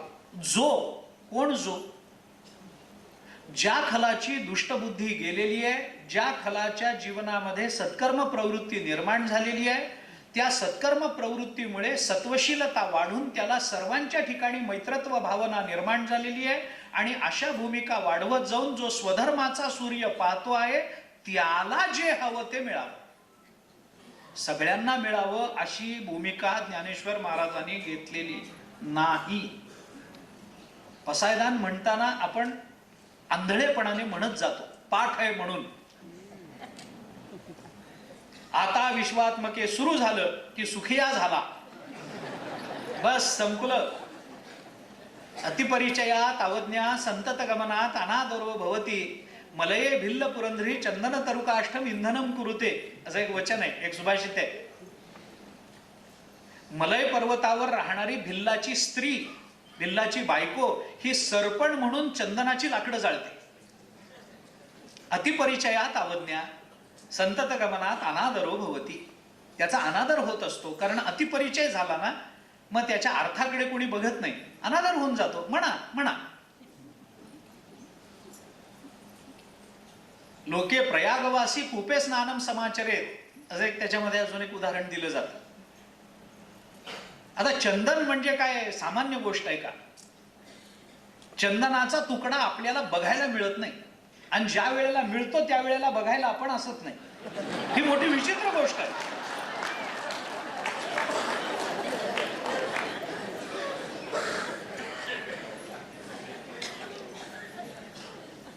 पण ती स्त्री मलय पर्वतावर राहणारी ती भिल्लाची बायको, ती मात्र पाणी तापवण्याकरता चंदनाची लाकडं जाळते सरपण म्हणून. का तर तिथं सगळीकडे चंदनच आहे. अतिपरिचय झाला की अवज्ञा होते. तसं पसायदानाचा आपला अतिपरिचय झाला म्हणून आपण काय म्हणतो आहोत आणि काय मागतो आहोत या शब्दाकडे आपलं लक्ष नाहीये. फक्त घोकमपट्टीनं जे पाठ झालंय ते आपण घडाघडा घडाघडा म्हणतो आहोत. सुखिया झालं की हा चला आता घरी जायला परवानगी, असं नाहीये ना. ज्ञानेश्वर महाराजांच्या भूमिका इतक्या सवंग नाहीयेत, इतक्या सामान्य नाहीयेत. त्याचं गांभीर्य लक्षात घेतलं पाहिजे. म्हणून ज्ञानेश्वर महाराजांनी मागितलेलं हे जे मागणं आहे ते व्यक्ती विकासाच्या दृष्टीनं असलं तरी ते समष्टी कल्याणाचं आहे हे लक्षात घेतलं पाहिजे. कारण याच्यातलं समाजशास्त्र आपण लक्षात घ्या, व्यक्ती विकासाशिवाय सामाजिक विकास होत नसतो. समाज एकदम एका रात्री कधीही बदलत नाही, व्यक्ती बदलाव्या लागतात. जी समाजामध्ये राहणारी जी विचार संपन्न मंडळी आहेत, आपण म्हणतो समाज बदलला म्हणजे काय असतं? पूर्वीसारखा समाज आता राहिला नाही म्हणजे काय झालं? काय ही माणसं एका रात्रीत बदलून गेली का सगळी? त्यांच्या विचाराच्या दिशा एकदम पूर्वेकडून पश्चिमेकडे प्रवाहित झाल्या का? विचारांचा त्यांचा प्रवाह एकदम असा प्रवाहित झाला का? अशा पद्धतीनं समाज बदलत नाही. आणि समाजाच्या परिवर्तनाचा काल हा 4-2 वर्षाचा नसतो, त्याच्याकरता शेकडोनी वर्ष जावी लागतात. 700 वर्ष झाली पसायदान मागून तरी अजून किंबहुना सर्व सुखीची अडचण आहे. हे आपल्याला विसरता येणार नाहीये. आणि जर ते पूर्ण झालं नसेल तर तो दोष मागणाऱ्यांचा नाहीये, ज्यांच्या संबंधानं ते मागणं मागितलेलं आहे त्यांचा हा दोष आहे की अजून किंबहुना सर्व सुखी का पूर्णतेला गेलं नाही. हा विचार आपण केला पाहिजे ना. कालही आपण बोललो की पसायदानामध्ये म्हणून प्रत्येकाचं एक उत्तरदायित्व आहे जे ज्ञानेश्वर महाराजांना अपेक्षित आहे. हा समाज बदलावा, सगळ्यांना सुख मिळावं, तर मग ते सगळ्यांचं काम आहे, एकट्या कुणाचं काम नाहीये. पण असं सामाजिक परिवर्तन होण्याकरता ज्या व्यक्ती पहिल्यांदा बदलाव्या लागतात त्या व्यक्ती विचार संपन्न असल्या पाहिजे. म्हणून मी म्हटलं की हे असं एकदम रात्रीतून हे बदललेलं नाहीये. मग कसं बदल? माणूस तशा अर्थाने बदलत नसतो. मी थोडस एक वेगळा कंगोरा म्हणा पाहिजे तर माझ्या चिंतनामध्ये दोषही असू शकतो, नाही असं नाही. परंतु मला कधी कधी हे जाणवतं की असं लोक बदलत नाही. मग कोण बदलतं? लोक ज्याच्या मागे जातात ना डोळे झाकून त्या व्यक्ती बदलतात. म्हणून समाज बदलल्यासारखा दिसतो बऱ्याच वेळा. परिवर्तन तिथं आहे. नाहीतर आपण काल बोलल्याप्रमाणे अनुकरण करत राहणं, अनुसरण करत राहणं हा आपला स्वभाव आहे. आपण डोळे झाकून चाललेलो, फक्त कुणाच्या मागे चाललो? तो ज्याच्या मागे आम्ही चाललो तो 4 वर्षापूर्वी अशा विचाराचा होता, आता तो या विचाराचा झालाय. म्हणून आम्ही 4 वर्षापूर्वी त्या विचाराचे होतो, आता या विचाराचे झालो आहोत, एवढंच आहे. म्हणून ज्ञानेश्वर महाराजांचं मागणं व्यक्तिगत दिसतं. खळांची व्यंकटी सांडो, तया सत्कर्मी रती वाढो. आणि हे शेवटी पोचलंय कुठपर्यंत? ग्रंथोपजीवी पर्यंत. म्हणजे जो खळ आहे तो ग्रंथोपजीवी झाला पाहिजे. जोपर्यंत समाज असा ग्रंथोपजीवी होत नाही, समाजामध्ये जोपर्यंत पूर्वी ज्यांनी ह्या ग्रंथामध्ये तत्वज्ञान मांडून ठेवलेलं आहे अशा सामाजिक कल्याणाची तळमळ असणाऱ्या महात्म्यांचं वाङ्मय जोपर्यंत आपण चिंतनात घेत नाही, तोपर्यंत तशा अर्थाने सामाजिक परिवर्तन झालं याची वाच्यता आपल्याला करता येणार नाही.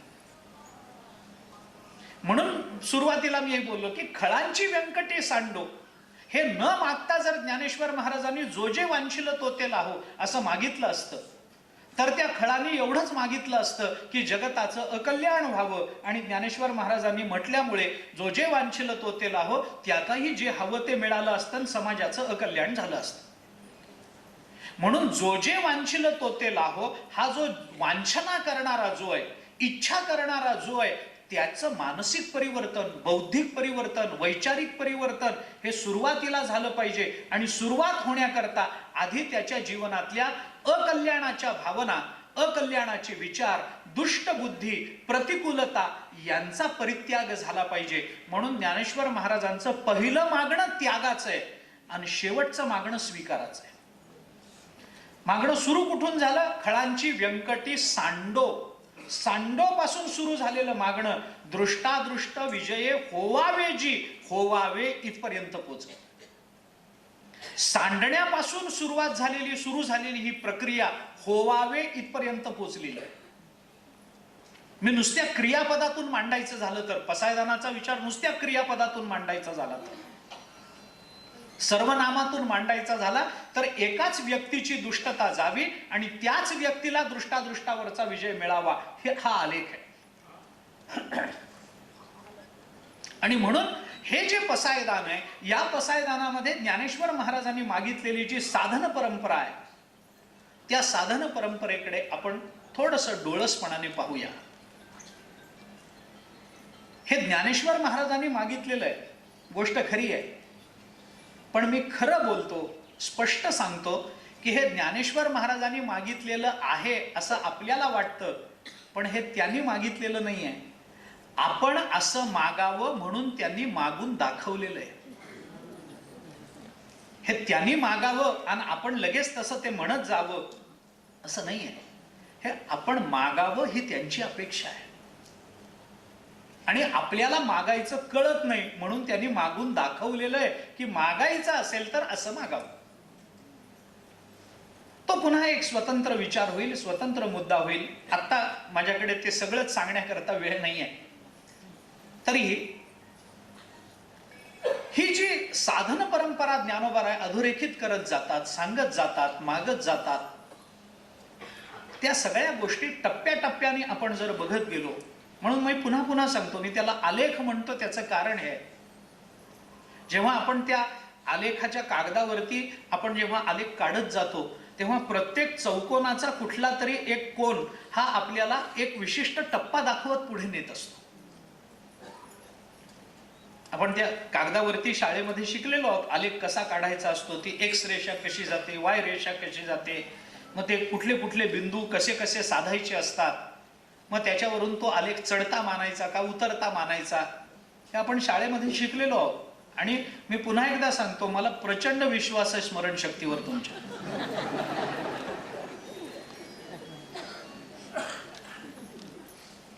प्रत्येक कोण आपल्याला एक पायरी पुढची दाखवत असतो. तसंच ज्ञानेश्वर महाराजांच्या या 9 ओव्यांच्या पसायदानामधल्या 7 ओव्या या आम्हाला एक एक टप्पा दाखवत पुढे नेत आहेत. मी 7 ओव्या म्हणतो ते सुद्धा खऱ्या अर्थाने नाही. 7 ओव्यांमधलं एक एक चरण असं म्हणा. जे खळांची व्यंकटी सांडो हा जर एक टप्पा असेल तर तया सत्कर्मी रती वाढो ही पुढची पायरी आहे. भूता परस्परे पडो मैत्र जीवाचे ही त्याच्या पुढची पायरी आहे. दुरितांचे तिमिर जावं ही त्याच्या पुढची पायरी आहे. अशा वेगवेगळ्या पायऱ्यांवरून आपण वरवर वरवर जातो.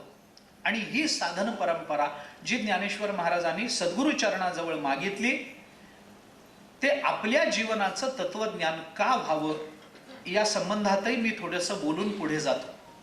मी आपल्याला हे कालही बोललोय आणि आजही प्रारंभाला बोललोय की या सगळ्या ओव्यांचा शब्दशः ओवीशः विचार करणं हे वेळेच्या आणि बुद्धीच्या मर्यादेत शक्य नाही. माझ्या बुद्धीच्या मर्यादेत शक्य नाही. थोडंसं म्हणून त्याचा आशय घेऊन मी बोलतो. पसायदान हे जीवनाचं तत्वज्ञान आहे का? तत्वज्ञान काय शिकवतं? तत्वज्ञान काय सांगतं आम्हाला? मुळात तत्वज्ञानाचा विचार करावाच कशा करता? तत्वज्ञान हा शब्दच असा गमतीचा आहे ना की तो ऐकल्याबरोबर बहुतेकांना वाटतं की आपला याचा काही संबंध नाही. बहुतेकांची ही भावना होती, नाही हे तत्वज्ञान वगैरे आपला काही संबंध नाही, डोक्यावरून जाणार आहे, आपला काही याच्याशी संबंध नाही. पण असं होत नाही. शाळा महाविद्यालयातून जेवढे विषय आपण शिकत जातो, मी आपल्याला फक्त युक्तिवाद सांगतो, त्याचा फार विस्तारही मला करायचा नाही.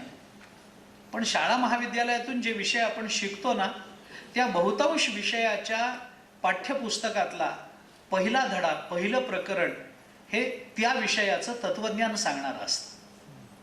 Philosophy of sociology, philosophy of psychology, philosophy of economics असेच पहिले चॅप्टर्स असतात. आपण ती पाठ्यपुस्तकं बघा काढून. फिलॉसॉफी ऑफ लॉजिक हेच असतं सगळं. आपल्याला या शास्त्राविना तर जगता यायचं नाही. फिलॉसॉफी ऑफ इकॉनॉमिक्स, अर्थशास्त्राशिवाय आपण जगू का? आपला व्यवहार पूर्ण होईल का? त्याच्यातल्या कोणत्या विषयाशी आपल्या जीवनाचा प्रत्यक्ष संबंध आहे हे जोपर्यंत आपण त्या विषयाच्या अंतरंगात उतरत नाही तोपर्यंत आपल्याला कळणार नाही कदाचित. ढोबळ मानाने अर्थशास्त्र म्हणजे पैशाचं एवढंच विचार करून आपण थांबू. पण शेवटी माझ्या मानसिकतेचा जर मला विचार करायचा असेल तर फिलॉसॉफी ऑफ सायकोलॉजी मला पाहावं लागेल की नाही? काय आहे तत्वज्ञान? याचा आपला संबंध नाही असं कसं म्हणता येईल? मी त्यातही सोपं बोलतो की जो जो स्वतःला माणूस म्हणून घेतो आहे त्याचा तत्वज्ञानाशी संबंध आहे. आता जर एखाद्याने असं म्हटलं की आपला तत्वज्ञानाशी संबंध नाही तर ते ज्याचं त्याने ठरवावं. मला फार त्याच्या अंतरंगात जायचं नाही आणि ते कोणत्या प्रजातीचे हेही शोधायचं नाही. कसं होईल असं? मी जर मनुष्य आहे तर माझ्या जगण्याच्या काही रीती आहेत. मी जर मनुष्य आहे तर माझ्या जगण्याचे काही विचार आहेत. मी जर मनुष्य आहे तर माझ्या जगण्याची काही जीवनमूल्य आहे. मी हे टाळून कसा पुढे जाणार आहे जर मी मनुष्य आहे तर? त्या जीवनमूल्यांचा मी काय विचार केलेला आहे हे कदाचित प्रत्येक व्यक्तीच्या संबंधानं वेगळं असेल. त्याच्याबद्दल कुठलाही वाद उपस्थित करण्याचं कारण नाहीये. पण मनुष्य म्हणतो ना कारण माझा हा स्वभाव आहे, मी असाच वागणार, तेच तर तत्वज्ञान आहे. तत्वज्ञान म्हणजे काय आहे? तत्वज्ञान या शब्दात तुम्ही 8वा अध्याय काढा गीतेचा. गीतेच्या 8व्या अध्यायाच्या पहिल्या 2 श्लोकामध्ये अर्जुनाने भगवंताला काही प्रश्न विचारले आणि त्या प्रश्नामध्ये एक प्रश्न अर्जुनाने विचारलाय, किम कर्म किम अध्यात्मम. अध्यात्म म्हणजे काय देवा मला सांगा. कर्म म्हणजे काय मला सांगा. अध्यात्म म्हणजे काय मला सांगा. आणि त्या अध्यात्म शब्दाचा अर्थ करत असताना भगवंतानी उत्तर देताना सांगितलं स्वभावोध्यात्म उच्यते. स्वभाव हेच अध्यात्म असतं.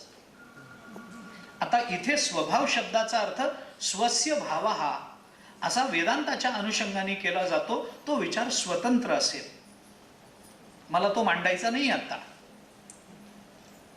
परंतु कोण मनुष्य असा आहे की जो स्वभावा व्यतिरिक्त आहे? स्वचा भाव, भाव हा शब्द अस्तित्व या अर्थाने वापरला जातो. भाव म्हणजे अस्तित्व, भावरूपता या अर्थाने तो शब्द वापरला जातो. माझं अस्तित्व मी नाकारेल असं कधी झालंय आतापर्यंत? मी नाही असं कुणाला जाणवलंय? असं होतच नाही. उलट पक्षी माझ्या जिवंतपणाचं हे लक्षण आहे की मी आहे याची मला जाणीव आहे. मी थोडं उलट बोलतो. पाश्चात्य तत्वज्ञानामध्ये रेने देकार्त नावाचा एक तत्वज्ञ होऊन गेला. त्याचं नाव रेने देकार्त. या देकार्तचं एक विधान आहे. मला बाकीच्या तत्वज्ञानाशी आणि त्यांनी मांडलेल्या अनालिटिकल फिलॉसॉफीशी आत्ता घेणं देणं नाही आहे. मला त्याचं एकच वाक्य सांगायचं आहे. त्याने असं म्हटलं होतं, देकार्तने असं म्हटलं होतं, I think therefore I am. मी विचार करतो हेच माझ्या अस्तित्वाचं मूळ लक्षण आहे. अर्थात हा विचार कुठपर्यंत त्यांनी ताणलाय आणि आपण स्वीकारलाय याची चर्चा नाही आहे. पण माझ्या अस्तित्वाची जाणीव मला नाही आहे असं आपल्याला फक्त सुषुप्तीत जाणवत असतं. पण ती सुषुप्ती अवस्था हे सुद्धा माणसाच्या भावरूपतेचं, अस्तित्वाचं एक लक्षणच आहे. मी झोपलो होतो आणि मला काही कळलं नाही. वेदांतामधलं हे प्रसिद्ध उदाहरण. अहम सुखम अहम अप्स्वाप्स न किंचित अवेदिशम. मला काहीही कळलं नाही. मला काहीही कळलं नाही हे ज्या काळामध्ये कळलं तेच त्याच्या अस्तित्वाचं लक्षण आहे. तोच त्याच्या असण्याचा पुरावा आहे. काहीच कळलं नाही एवढं तरी कळलंच की नाही? नंतर कळलं असेल पण कळलंच ना. तेच कळणं हा त्याच्या अस्तित्वाचा पुरावा आहे. आणि हाही पुरावा जर मानायचा नसेल तर केवळ पुरावा त्याला काहीच उपयोगाचा नाही. म्हणजे तो जर मला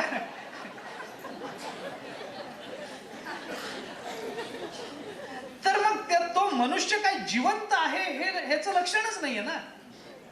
त्याचा काही उपयोग नाही. म्हणून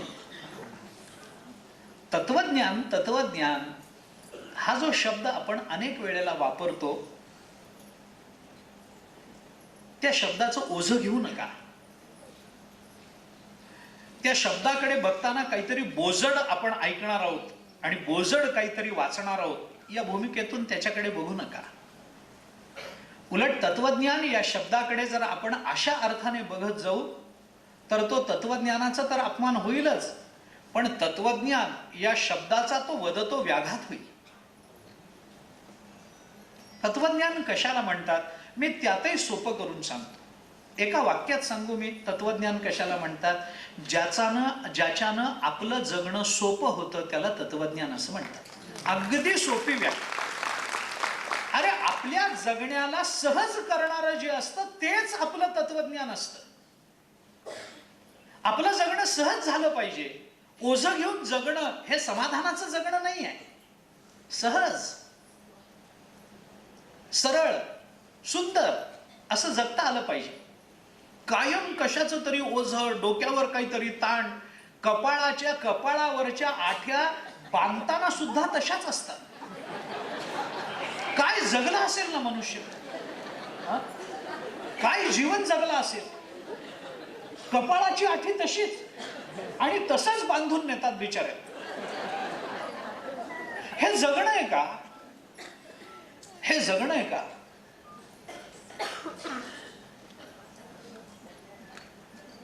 कबीर महाराजांनी देवाला मागताना हे मागितले, ऐसी करनी कर चलो हम हसे जगर.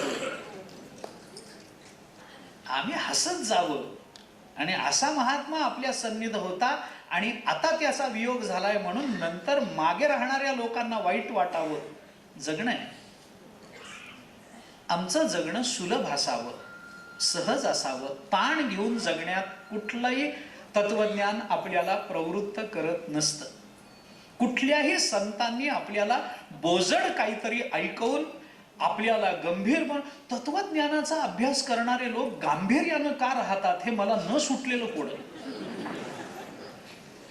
मी अनेक बघितले प्राध्यापक एकदम गंभीर, आणि हे 4-4, 5-5 मोठमोठी पुस्तकं ठोकळे हातामध्ये घेऊन इकडून तिकडं लगबगीनं चाललेले असतात, चेहऱ्याने गंभीर असतात. विनोदाचं त्यांचं काय वावडंय मला कळत नाही. विनोद केला तरी स्वतः तर करत नाहीच, पण दुसऱ्यांनी केला तरी बिचारे हसूनही प्रतिसाद देत नाही. एकदम गंभीर, डोळे असे शून्यात लागलेले. कशा करता? कुठलं हे मानवी जीवन आहे? हे आम्ही काय जगतो? हे तत्वज्ञान नाही आहे. म्हणजे जे ज्ञानेश्वरीत आहे, जे गाथ्यात आहे, त्याला जर तत्वज्ञान म्हणायचं असेल तर त्या तत्वज्ञानाने हे शिकवलं नाही. सरळ बोलतो, का म्हणून गंभीर राहायचं? का म्हणून विनोद नाही करायचा? का म्हणून हसत खेळत नाही जगायचं? आणि का म्हणून हसत खेळत नाही मरायचं? झालं ना. अडचणी कुणाला नसतात.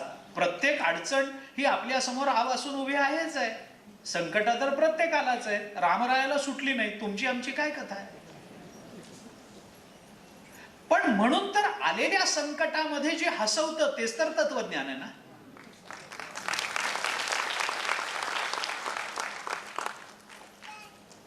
आमच्या जीवनाचा प्रवास हा उत्कर्षाकडे झाला पाहिजे. आणि उत्कर्षाकडे होत असताना, आणि सहज आहे, मी आपल्याला अशी अनेक उदाहरणं सांगतो. तुम्ही शेतकऱ्यांचं जीवन बघा, कष्ट करणाऱ्यांचं जीवन बघा. अरे त्यांना काय आपल्यापेक्षा कित्येक पटीने जास्त अडचणी आहेत त्यांना, पण तरी आवतावर उभं राहिल्यानंतर त्यांच्या मुखातून सहज गाणं बाहेर पडतं, सहज बाहेर पडतं. आपल्यापेक्षा भाकरीची चिंता जास्त त्यांना आहे. आपल्यापेक्षा नुकसानीची शक्यता जास्त त्यांना आहे. पण तरी सुद्धा त्या आवतावर उभं राहिलं की त्यांच्या मुखातून सहज गाणं बाहेर पडतं. आणि आम्हाला गाणं येत असूनही आम्ही म्हणत नाही. काय कारण असेल? म्हणून तत्वज्ञानाचं ओझं नाही आहे. तत्वज्ञान हा ओझ्याचा विषय नाही आहे. जगणं सुखकर करणं, सुखद करणं, सुंदर करणं, सहज करणं, याच्याकरता तत्वज्ञान आहे. गीतेचं तत्वज्ञान काय सांगतं अर्जुनाला? त्या तत्वज्ञानाचं श्रवण आणि त्या तत्वज्ञानाचं यथार्थ ग्रहण झाल्यानंतर अर्जुनाच्या मुखातून बाहेर पडलेले शब्द काय? अर्जुन म्हणतो, नष्टो मोहा स्मृतिर्लब्धा त्वत्प्रसादान मयाच्युत स्थितोस्मी गत संदेहो करिष्ये वचनम. आता तू म्हणशील ते करायला मी तयार आहे. हा तत्वज्ञानाचा परिपाक आहे. ज्ञानेश्वर महाराजांनी फार गोड उदाहरण दिलं. जगणं किती सहज असावं, फार गोड उदाहरण ज्ञानेश्वर महाराज देतात. ते म्हणतात, गंमत अशी आहे, एखादा माळी आहे, तो माळी शेतामध्ये किंवा बागेमध्ये काम करत असतो. बागेला, झाडांना तो पाणी देतो. ते पाणी तो फिरवतो. प्रत्येक आळ्यामध्ये ते पाणी फिरवतो. ते फिरवत असताना पाण्याचा स्वभाव काय असतो आणि पाण्याचं चिंतन काय असतं, ज्ञानोबारांनी त्याला उदाहरण दिलंय. माळीये जेवते नेले तेवते ते निवांतची गेले. हेच अध्यात्माचं खरं स्वरूप आहे. माळीये जेवते नेले तेवते गेले नाही, निवांतची गेले. ही तत्वज्ञानाची फलश्रुती आहे. निवांत जाता आलं पाहिजे. माळीये जेवते नेले तेवते गेले. अरे ह्याच्यामध्ये गेल्यात काही फरक नाही, ते तर प्रारब्धही असू शकतं. पण प्राप्त झालेल्या प्रारब्धातही निवांत राहणं हे तत्वज्ञानाचं फल आहे. म्हणून मला बाकीच्या शब्दांपेक्षा निवांतची गेले, आणि नुसतं निवांत गेले म्हटलं असतं तरी मला काही वाटलं नसतं. निवांतची हा जो चकार वापरून ज्ञानोबारांनी त्याच्यातलं जे सौंदर्य वाढवलंय आणि त्याच्यातला जो गर्भित भाव वाढवलाय ना, तो फार सुखकर आहे. जीवनाला वेगळी दृष्टीच देणार आहे. कधीतरी शांत चित्तानं या ओवीचं आपण चिंतन करून बघा. एखाद्या वेळेला ती ओवी ज्ञानेश्वरीतली वाचा. माळीये जेवते नेले तेवते. आणि ही ओवी वाचून या अर्थ लक्षात घेऊन रात्री खोलीमध्ये बसून, रात्री दिवे विवे बंद करून, अंधारामध्ये डोळे बंद करून ज्ञानोबारायांच्या शब्दाचं चिंतन करा. त्या अंधारात सुद्धा आपल्याला जीवनाची दृष्टी आहे, शब्दाची ताकद आहे. जीवनाकडे पाहण्याची वेगळी भूमिका आहे. आपल्याला जाणवून देण्याकरता वेगळी तळमळ आहे. आणि हेच जीवनाचं तत्वज्ञान आहे. तत्वज्ञान आमचं जीवन सुखकर करतं, आमचं जीवन सहज करतं. अर्थात मला हे माहिती आहे, मला हेही माहिती आहे की हे सगळं असं बोलणं हे प्रवचनात जेवढं सहज आहे तेवढं ते स्वीकारताना सहज नाही, हेही मला माहिती आहे. परंतु हे सहज नाही असं म्हणून जेवढा काळपर्यंत आपण हे टाळत राहू तेवढी आपली जन्म मरणाची परंपरा वाढत जाईल, हाही धोका त्याच्यातला लक्षात घेऊन जेवढ्या लवकर या विचाराकडे प्रवृत्त, जे अवघड असतं ना ते लवकर स्वीकारावं. मी मागे एकदा बोललो होतो, आम्हाला त्या क्लिनिकल सायकोलॉजीमध्ये एक फार गमतीचा प्रश्न विचारला होता. मागे मी बोललो होतो, हे उदाहरण सांगितलं होतं. आम्हाला असं विचारलं गेलं की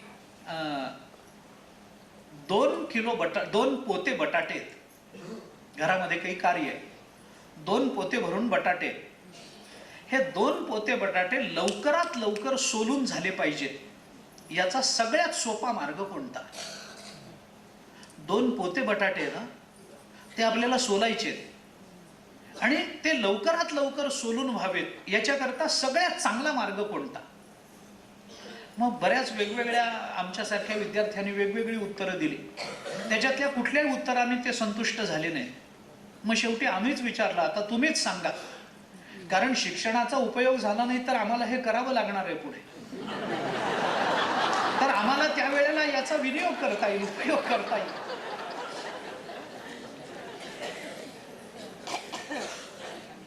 तर त्यांनी आम्हाला हे उत्तर सांगितलं. ते म्हणाले 2 पोते बटाटे लवकरात लवकर सोलून व्हायचे असतील तर त्याच्याकरता एकच उपाय, पहिला बटाटा लगेच सोलायला घ्या. आणि हेच तत्वज्ञानाचं रहस्य आहे. अवघड आहे, मला मान्य आहे. हे तत्वज्ञान असं स्वीकारणं, तत्वज्ञानाच्या या परिभाषा अशा पद्धतीनं स्वीकारणं, व्याख्या स्वीकारणं हे अवघड आहे. आपल्या बुद्धीला पटकन पटतात पण कृतीतून एकदम अभिव्यक्त होत नसतील, मला मान्यच आहे. पण म्हणून अभिव्यक्त होत नाहीत म्हणून हे असं नसेल म्हणून लांबडीवर टाकण्यापेक्षा पहिला बटाटा आत्ता सोलायला घ्या. आम्ही जेवढ्या लवकर याच्या चिंतनाकडे जाऊ आणि आमचं जीवन सहज करण्याकरता संत वाङ्मयातलं तत्वज्ञान आत्मसात करण्याचा प्रयत्न करू, तेवढ्या लवकर ते फल आमच्या पदरात पडणार आहे. म्हणून हा आग्रह जी पूर्वीची मंडळी धरत होती ना, ज्ञानेश्वरी लवकर वाचायला सुरुवात करा, वय घालवू नका, लवकर. तरुणपणामध्ये वारी सुरू झाली पाहिजे, तरुणपणामध्ये ज्ञानेश्वरी हातात आली पाहिजे, लहानपणापासून ज्ञानेश्वरीतल्या ओव्या नमन पाठ झाली पाहिजेत. हे कशा करता? हेच त्याचं उत्तर आहे. आम्ही पुष्कळ उशिरापर्यंत ज्ञानेश्वरी हा जणू आपला संबंधातला ग्रंथच नाही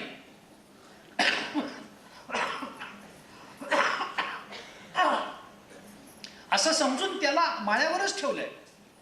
ते अजून आमच्या कपाटातच आहे तो ग्रंथ, तो हातात आला पाहिजे. म्हणून तत्वज्ञान, जीवनाचं तत्वज्ञान म्हणजे आमच्या जीवन मूल्यांची जाणीव. जीवनाचं तत्वज्ञान म्हणून म्हणजे जाणवलेल्या जीवन मूल्यांची कृतीतून झालेली अभिव्यक्ती. आणि जीवनाचं तत्वज्ञान म्हणजे जाणवलेल्या जीवन मूल्यांची कृतीतून झालेल्या अभिव्यक्तीची आम्हाला प्राप्त झालेली फलश्रुती. या तिन्ही गोष्टी जीवनाच्या तत्वज्ञानामध्ये अंतर्भूत आहेत. ज्याला फल नाही ते तत्वज्ञान नाही, जे कृतिशील बनवत नाही ते तत्वज्ञान नाही, आणि जे आम्हाला जाणीव करून देत नाही ते तत्वज्ञान नाही. तत्व आणि ज्ञान या शब्दातून काय त्याचं होतं? फिलॉसॉफी या शब्दामधले ते लॅटिन शब्द कोणते, त्याचा अर्थ काय होतो जाऊ द्या, ठेवा बाजूला. त्या पारिभाषिक शब्दावलीमध्ये अडकण्याची माझी स्वतःची फार इच्छा नाही आहे. पण तत्वाचं करून दिलेलं ज्ञान म्हणजे तत्वज्ञान. षष्ठी तत्पुरुष समास.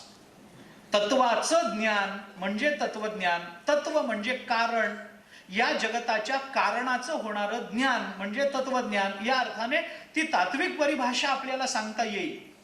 पण ते ज्ञान हवं कशा करता? आमचं जगणं सोपं होण्याकरता. मग ते सोपं व्हायचं असेल तर ही त्याची रीती ज्ञानेश्वर महाराजांनी आपल्याला पसायदानामधून मांडून दिलेली आहे. म्हणून पसायदान हे जीवनाचं तत्वज्ञान आहे. याची जी मी मांडणी आत्ता करतो आहे ती मांडणी अशा दोन भूमिका मी आज आपल्या समोर ठेवल्या आहेत. एक भूमिका आहे ती आलेखाची आहे, जी एकेका पायरीनं पुढे जाणं आहे. आणि या जीवन मूल्यांची अपेक्षा ज्ञानेश्वर महाराजांनी तुमच्या माझ्याकडून केलेली आहे. अशी वृत्ती आपल्या ठिकाणी निर्माण व्हावी अशी ज्ञानेश्वर महाराजांची अपेक्षा आहे. म्हणून हे मागत असताना समाजामधल्या प्रत्येक घटकाचं उत्तरदायित्व, त्याची जबाबदारी ही ज्ञानेश्वर महाराजांना फार चांगल्या रीतीनं माहिती आहे. तुकोबारायांना फार चांगल्या रीतीनं माहिती आहे. म्हणून इथले कोण कोण आहेत, त्यांच्यामध्ये काय काय बदल झाले पाहिजेत आणि अशा पद्धतीनं सुखी होण्याकरता आणि तुमचं माझं जीवन सुखी व्हावं अशी जर अपेक्षा असेल तर ती माझ्या एकट्याची जबाबदारी नाही किंवा तुमची जबाबदारी नाही, ती तुमची आणि माझी मिळून जबाबदारी आहे. कुठेतरी एका विचारानं आपण एका कृतीमध्ये प्रकट झालं पाहिजे. एका विचारानं एका तत्वाला समर्पित झालं पाहिजे. आणि हे अवघड असतं. एका विचारानं एकत्रित येणं हे खूप अवघड असतं. त्यातही समाजशास्त्र असं सांगतं की विचार न करणारे लोक जेवढ्या लवकर एकत्र येतात तेवढी विचार करणारी मंडळी एकत्रित येत नाहीत. कारण विचार करणाऱ्या माणसाला प्रत्येक वेळेला त्या विचारातला एक नवीनच पैलू कळत असतो. विचार न करणारे लोक मात्र एकदम लवकर एकत्र येतात असं त्या समाजशास्त्राचं म्हणणं आहे, माझं नाही आहे. पण जे काही असेल ते, त्यामुळे तुम्ही म्हणजे याचं सामान्य उदाहरण सांगू. मोर्चामध्ये येणाऱ्या मागच्या लोकांना विचारा कशासाठी आलाय माहित नसतं. बऱ्याच वेळेला त्यांना हे काय चाललंय, कशा करता, बऱ्याच लोकांना माहित नसतं. म्हणजे त्यांच्या येण्याचा मी अपमान करतोय असं समजू नका, पण समाजशास्त्राचा हा सिद्धांत आहे. त्यांचं येणं चांगल्या कार्याकरता असलं तरी मी कोणत्या चांगल्या कार्याकरता सगळ्यांबरोबर चाललेलो याची जाणीव मला पाहिजे ना. म्हणून जाणीव, प्रवृत्ती आणि फलश्रुती या तिघांचा विचार तत्वज्ञानामध्ये होत असेल तर पसायदानामध्ये ज्ञानेश्वर महाराजांनी आपल्या जीवन मूल्यांच्या जाणीवा प्रगल्भ केलेल्या आहेत. ज्ञानेश्वर महाराजांनी आपल्याला त्या जाणीवा, त्या जीवन मूल्यांची जाणीव करून देऊन त्या जीवन मूल्यांच्या प्राप्तीमध्ये प्रवृत्त केलेलं आहे. आणि ही प्राप्तीची जी प्रवृत्ती असते ती प्रवृत्ती ही फलश्रुती सांगितल्याने प्राप्त होत असते. म्हणून त्या फलश्रुतीचाही विचार सांगितला गेला. म्हणून आपल्याकडे बऱ्याचशा आध्यात्मिक धार्मिक ग्रंथांच्या शेवटी फलश्रुती सांगितली जाते. अनेक स्तोत्रांच्या शेवटी फलश्रुती सांगितली जाते. ती का सांगितली जाते तर ते त्याच्यातून मिळतं न मिळतं हा विचार नाहीये. ते ध्येय डोळ्यासमोर ठेवून आपली प्रवृत्ती वाढावी हा त्याच्या मागचा हेतू आहे. कारण आपल्याला हा प्रश्न नेहमी सगळ्यांना पडतो, असं करा, का करा. लगेच प्रतिप्रश्न येतो. आम्हाला कोणी सांगितलं असं करा, का करा. आम्हीच का करा, तुम्ही का करू नका, का करा, कशा करता. मग त्याला सांगावं लागतं असं केल्याने असं मिळतं म्हणून. आई मुलाला सांगते अभ्यास कर, मुलगा म्हणतो का करू. आई म्हणते अरे अभ्यास केलास तर वर्गात पहिला येईल, त्याच्याने काय होतं. त्याच्याने काही होत नाही, तुला बक्षीस मिळेल, चॉकलेट मिळेल, पैसे मिळतील, शाबासकी मिळेल, बाबा तुला सायकल घेऊन देतील, अमुक करून देतील, काहीच नाही झालं तर लग्न करून देतील. मग तो म्हणतो हा मग ठीक आहे मग करतो. म्हणजे त्याला काही ना काहीतरी, हे मी असं म्हणत नाहीये की हा लोभ त्याच्या मनामध्ये निर्माण केला गेला. मी असं म्हणतो की प्रवृत्तीला काहीतरी आलंबन लागत असतं. जोपर्यंत आलंबनाची जाणीव होत नाही तोपर्यंत प्रवृत्ती वाढत नाही. उगीच काही ना काहीतरी करत बसा असं जगात घडत नाही. अकामतः क्रियाः न कर्हिचित दृश्यन्ते, आचार्यांनी ब्रह्मसूत्र भाष्यामध्ये म्हटलं. काही ना काहीतरी प्रवृत्ती वाढण्याकरता काही ना काहीतरी लागतं. अज्ञानी लोक सुद्धा, वेडा मनुष्य सुद्धा विनाकारण कोणतं काम करत नाही.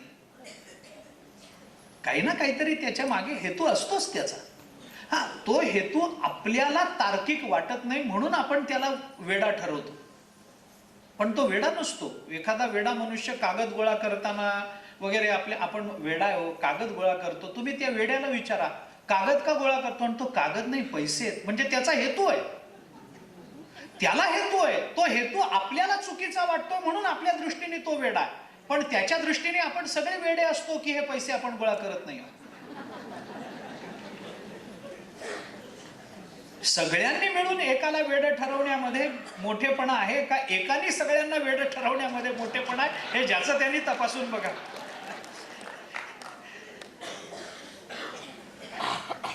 म्हणून पसायदान जेव्हा जीवनाचं तत्वज्ञान म्हणून आपल्या समोर मांडलं जातं, मला तसा विषय दिला, तेव्हा त्या अनुषंगानं आपण त्याचा विचार करत जाऊ. या जीवनाच्या तत्वज्ञानामध्ये जीवन मूल्यांच्या काही जाणीव आहे. काय, कुठल्या सिद्धांतावर आपलं जीवन आरूढ आहे, कुठले सिद्धांत आहे. जगतामध्ये जन्माला आलेल्या प्रत्येक जीवाला त्याच्या जगण्याचे काही सिद्धांत निसर्गाने, परमात्म्याने ते दिलेले आहेत, सांगितलेले आहेत, लावून दिलेले आहेत. परंतु अशा चालत आलेल्या सिद्धांतांना मोडणारा एकच प्राणी आहे. बाकीचे प्राणी त्यांच्या त्यांच्या सिद्धांताप्रमाणेच चालत असतात. फक्त सिद्धांत मोडून चालणारा एकच प्राणी आहे. मला त्याचं नाव सांगायलाच लावू नका. एखादी शेळी आहे, तिला किती भूक लागू दे, काही होऊ दे, तिच्या समोर कितीही मांसाहार पडलेला असू दे, ती कधी मांसाला तोंड लावणार नाही, ती गवतच खाईल, कारण तो तिच्या जीवनाच्या जगण्याचा सिद्धांत आहे. हे आपल्या जगण्याचं अन्न आहे हे तिला माहिती आहे आणि ती तेच घेते. वाघ कितीही उपाशी असू देत, तो कधी गवत खाणार नाही. तो 4 दिवस उपाशी राहील, 5व्या दिवशी लहान सहान शिकार करेल, पण मांसाहारच करेल, कारण त्याला हा सिद्धांत माहिती आहे की आपल्या जगण्याचं हे अन्न आहे. पण हे मोठं विचित्र आहे.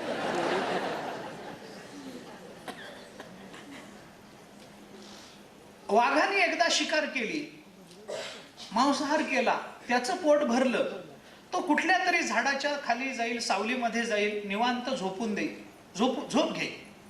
मग काही नाही, त्याच्या जवळून जरी आपण आवाज करत गेलो, एकटे असलो, त्याच्या जवळून अगदी कक्षेतून गेलो, अगदी घासून गेलो त्याला, तरी तो काही करत नाही म्हणे. मला माहित नाही, मी कधी हे प्रयोग केले नाही. असं म्हणतात की पोट भरलेला वाघ काही करत नाही म्हणतात, जे काही असेल. पण त्याचं एकदा पोट भरलं ना की तो दुसरी भूक लागेपर्यंत हालचाल करत नाही. पोट भरलेलं असताना हालचाल करणारा वाघाला पोट भरल्यावर काही सुचत नाही आणि माणसाला पोट भरल्यावरच नाना युक्त्या सुचायला लागतात.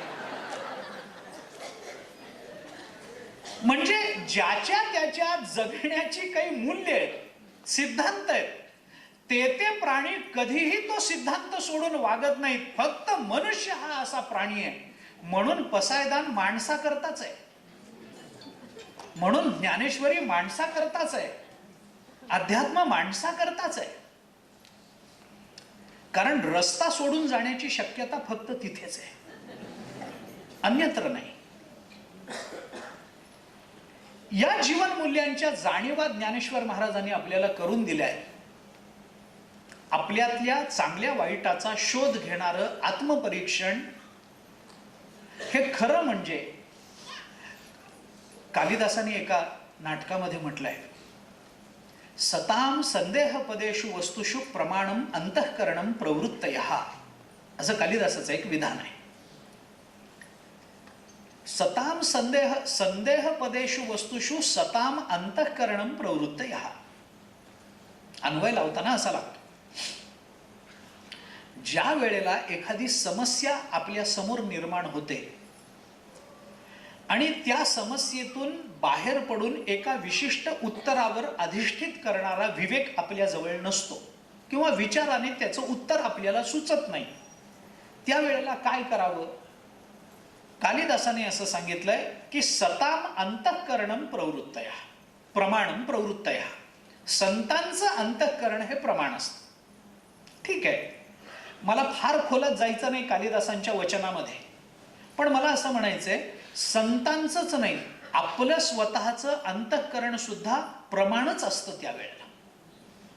एखादी समस्या निर्माण झाली, असं वागावं की वागू नये, आपल्याला तसं वागण्याचे फायदेही कळतात आणि तसं न वागण्याचे तोटेही कळतात. मान्य आहे, दोन्हीचा विचार. मग फायदा आणि तोटा दोन्ही कळतो, काय करावं कळत नाही. अशा वेळेला काय करावं, ती क्रिया किती नैतिक आहे अनैतिक आहे याचा विचार न करता आपल्या प्रामाणिक अंतःकरणाला विचारावं की मी काय करू. आपलं प्रामाणिक अंतःकरण कधीही आपली दिशाभूल करत नसतं, कधीच नाही. कधी आपण फक्त आपल्या प्रामाणिक मनाला विचारलं पाहिजे आणि प्रामाणिकपणानं विचारलं पाहिजे की मी हे करू की नको. मी याची अनंत उदाहरणं आपल्याला देईन. चोरी करणाऱ्या चोरांनी चोरी करण्याच्या पूर्वी आधीच्या क्षणी स्वतःच्या प्रामाणिक अंतःकरणाला विचारावं की हे करणं चांगलं आहे का वाईट आहे. चोराचं अंतःकरण त्याला काय सांगेल? कधीच त्याचं अंतःकरण म्हणणार नाही की ती चोरी कर आणि सुखी हो. चोरालाही हे माहिती आहे की चोरी करणं अनैतिक आहे. इतकंच कशाला, अगदीच लौकिक आणि फार खाली येऊन उदाहरण द्यायचं झालं तर सिगारेट ओढणाऱ्या माणसाने सिगारेटचा झुरका घेण्यापूर्वी स्वतःच्या प्रामाणिक मनाला विचारावं मी हे ओढू का नको. त्याचं प्रामाणिक अंतःकरण त्याला काय सांगेल मला सांगा. प्रामाणिक अंतःकरण आणि प्रामाणिकपणानं विचारणं आणि विचारल्यानंतर जे उत्तर येतं ते प्रामाणिकपणानं स्वीकारणं, या तिन्ही गोष्टीमध्ये प्रामाणिकपणा मी अधोरेखित करतोय. त्याला झाकून विचारायचं असेल तर मग मला काहीच म्हणायचं. कोणाही व्यसन करणाऱ्या माणसाचं प्रामाणिक अंतःकरण त्याला व्यसन कर असं म्हणून कधीही सांगत नसतं. पण आम्ही विचारत नाही, ही गोष्ट तेवढीच खरी आहे. आमच्या जीवनाची काही मूल्य आहेत. आमचं जीवन वाऱ्यावर उधळून टाकायला आम्हाला देवाने दिलं नाही आहे. आमचं जीवन असं काहीतरी जन्माला यावं, खावं प्यावं, मजा करावी, कालांतराने मरून जावं एवढ्या करता आम्हाला दिलेलं नाही आहे. तर असं जीवन तर प्राण्यांनाही दिलंय. मग मनुष्यत्वाचं वैलक्षण्य काय राहिलं? मनुष्य म्हणून आपण जन्माला आलो, मानव म्हणून जन्माला आलो, याची विलक्षणता कशात राहील? जर प्राण्यांसारखंच जगायचं असेल तर मग ही प्रगती झाली. ते डार्विनने सांगितल्याप्रमाणे पूर्वी माकड होता, त्याचा माणूस झाला, मग कशाला झाला हे करायचंच असेल तर? तो पूर्वी होता तेच बरं होतं. म्हणजे इतकं होऊनही तेच करायचंय तर हे करायचं कशा करता, असं आहे ना. प्रगती झाली म्हणतो, पुन्हा जर तेच तसंच वागायचं असेल, जीवनाला काही चांगली ध्येयच दाखवायची नसतील आणि समोर ठेवायची नसतील तर मग इतर प्राणी आणि आपण काही फरक नाही. तो काही विकास झाला, विस्तार झाला, जीवनाचं कल्याण झालं, आम्ही मनुष्य आहोत याचा अभिमान मिरवण्याचंही काही कारण नाही आणि आपल्याला बुद्धी दिल्याचा देवाला पश्चाताप झाल्याशिवायही राहणार नाही. म्हणून ज्ञानेश्वर महाराजांनी जो प्रारंभ केला, आता विश्वात्मके देवे येणे वाग्यज्ञ तोषावे, तोषोनि मज द्यावे पसाय दान हे. आता शब्दाचा मगाशी उच्चार झाला, तो आता शब्द खरंच महत्वाचा आहे, खरंच महत्वाचा आहे. आता या शब्दाला काही मूल्य आहे.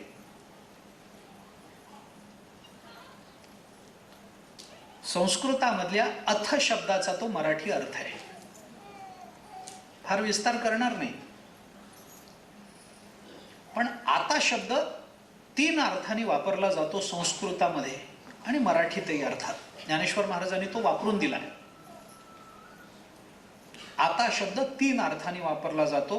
प्रारंभ या अर्थाने आता शब्द वापरला जातो, जो आता अभिनव वाग्विलासिनी, जे चातुर्यार्थ कलाकामिनी, ते श्री शारदा विश्वमोहिनी नमिली मिया इथल्या आता शब्दाने किंवा त्याचा दुसराही अर्थ केला जातो, तोही सांगतो.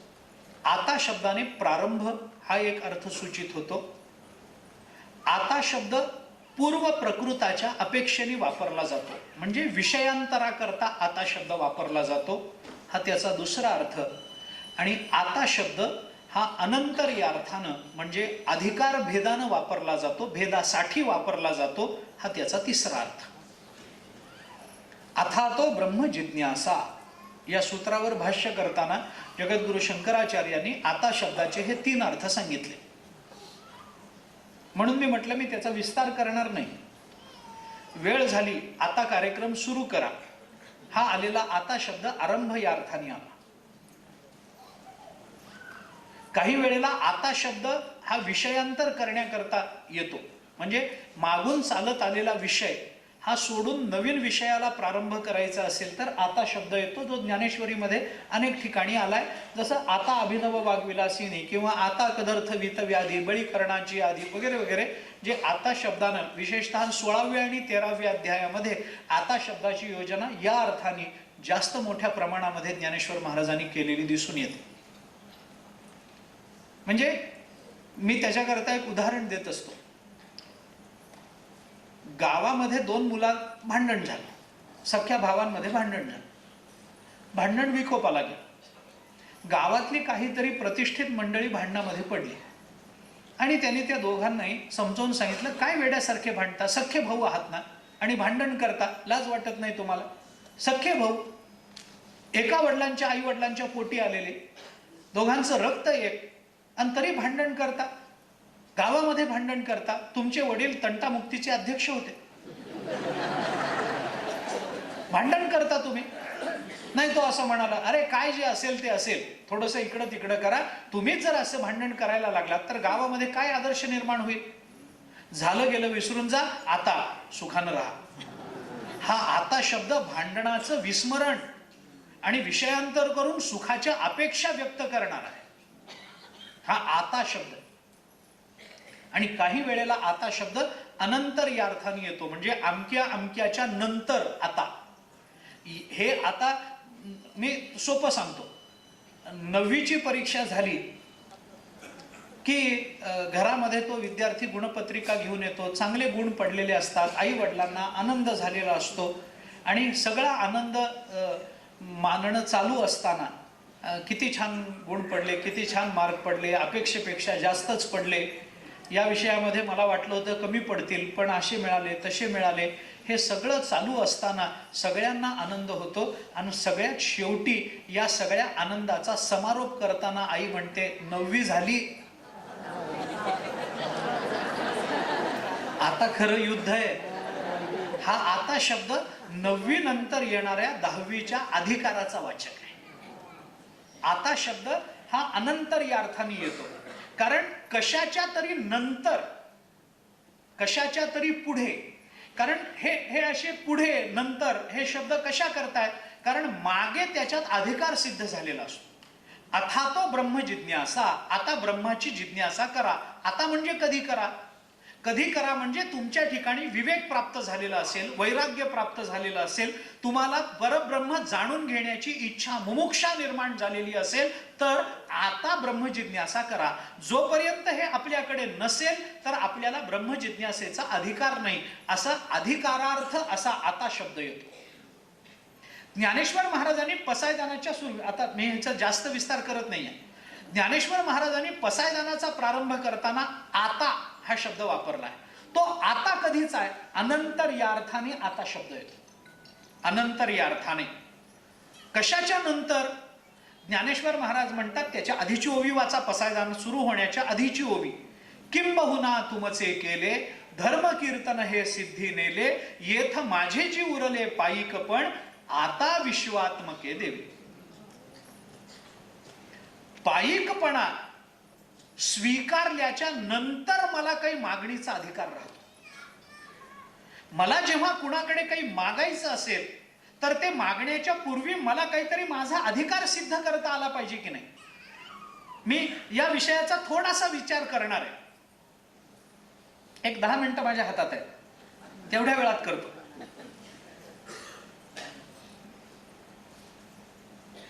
काय अधिकार आहे?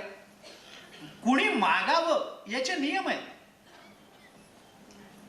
सामाजिक अंगाने, तात्विक अंगाने, तर्काच्या अंगाने या सगळ्यांचा वेगवेगळा विचार करणं शक्य आहे. पण मी ढोबळमानानं फक्त त्याचा आशय आपल्या समोर व्यक्त करतो, किंवा एक वेगळी भूमिका म्हणा पाहिजे तर मी व्यक्त करतो की मागणीचा अधिकार कुणाला आहे. मी स्पष्ट एका वाक्यात सांगतो, आधी तेवढं बोलतो आणि मग ज्ञानेश्वर महाराजांनी हे कसं सिद्ध करून दिलंय ते सांगतो. मागण्याचा अधिकार कुणाला आहे? ज्याला देण्याची इच्छा आहे त्याला. ज्याला देण्याची इच्छा नाही, केवळ भोगण्याची इच्छा आहे, त्याला मागणीचा अधिकार नाही. त्याने प्रारब्धानुरूप प्राप्त होणारे भोग भोगावेत, मागून भोग मिळवण्याचे त्याला अधिकार नाहीत. त्याला अधिकार मागणीचा अधिकार त्याला आहे ज्याला देण्याची तळमळ आहे, ज्याची देण्याची प्रवृत्ती आहे, ज्याची देण्याची इच्छा आहे. मला देण्याचीच इच्छा नाही तर मला मागण्याचा अधिकार नाही. मला देता आलं पाहिजे, आधी द्यावं तर मागावं, आणि असं मागावं की देणं वाढवता यावं. आपण विचार करून बघायचा.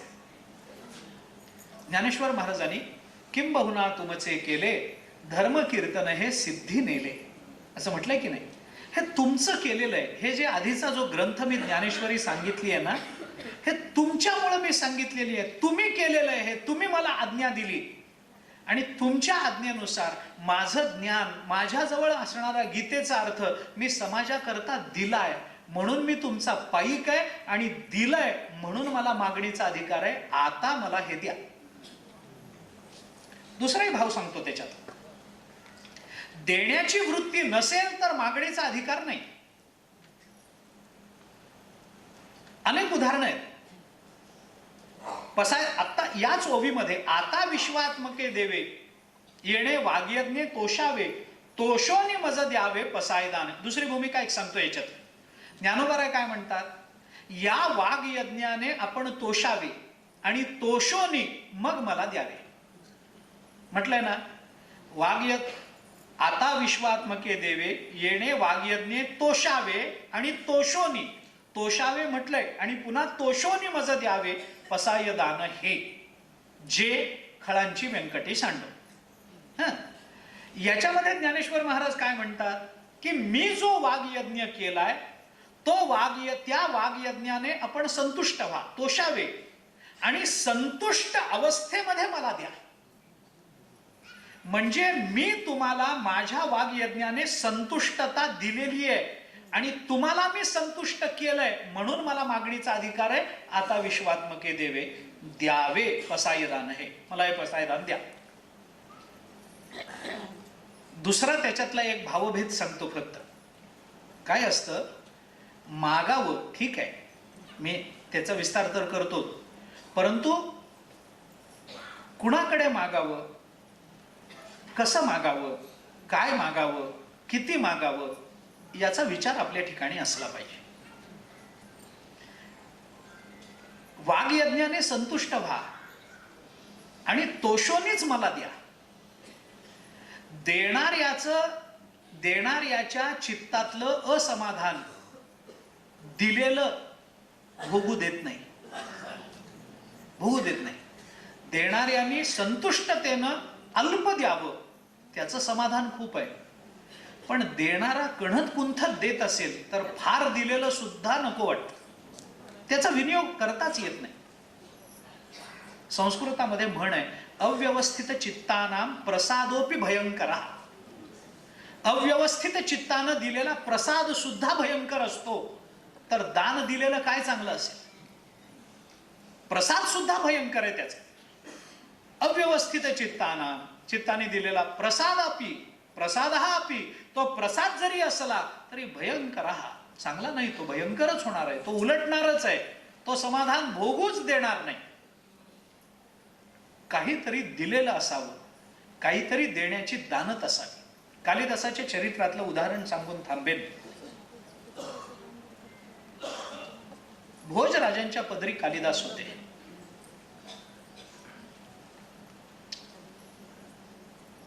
उन्हाळ्याचे दिवस, वैशाख मास, दुपारची वेळ, सूर्य डोक्यावर आलेला. आणि त्यावेळेला कालिदासांना काहीतरी राजदरबारामध्ये काम पडलं, म्हणून कालिदास तेवढ्या उन्हामध्ये दरबारात जायला निघाले. रणरणत ऊन मी म्हणताय. दरबारात जात असताना कालिदासांना असं दिसलं की एक अतिशय वृद्ध गृहस्थ, जे सगळं शरीर सुरकुत्याने भरलेलं आहे, कमरेत वाकलेले, 80-90च्या घरामध्ये आयुर्मान असेल, पायामध्ये वाहणं नाही, डोक्यावर टोपी, छत्री, पटका काही नाही आहे, आणि चालत निघालेले.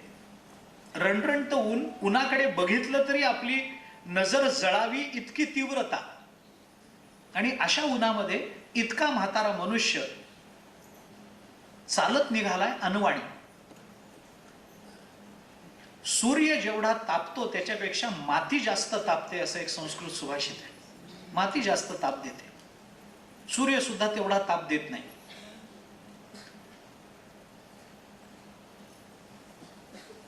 कालिदासाने ते बघितलं. तो म्हातारा मनुष्य पाऊल टाकतोय आणि टाकलेल्या पावलाला जी माती पोळते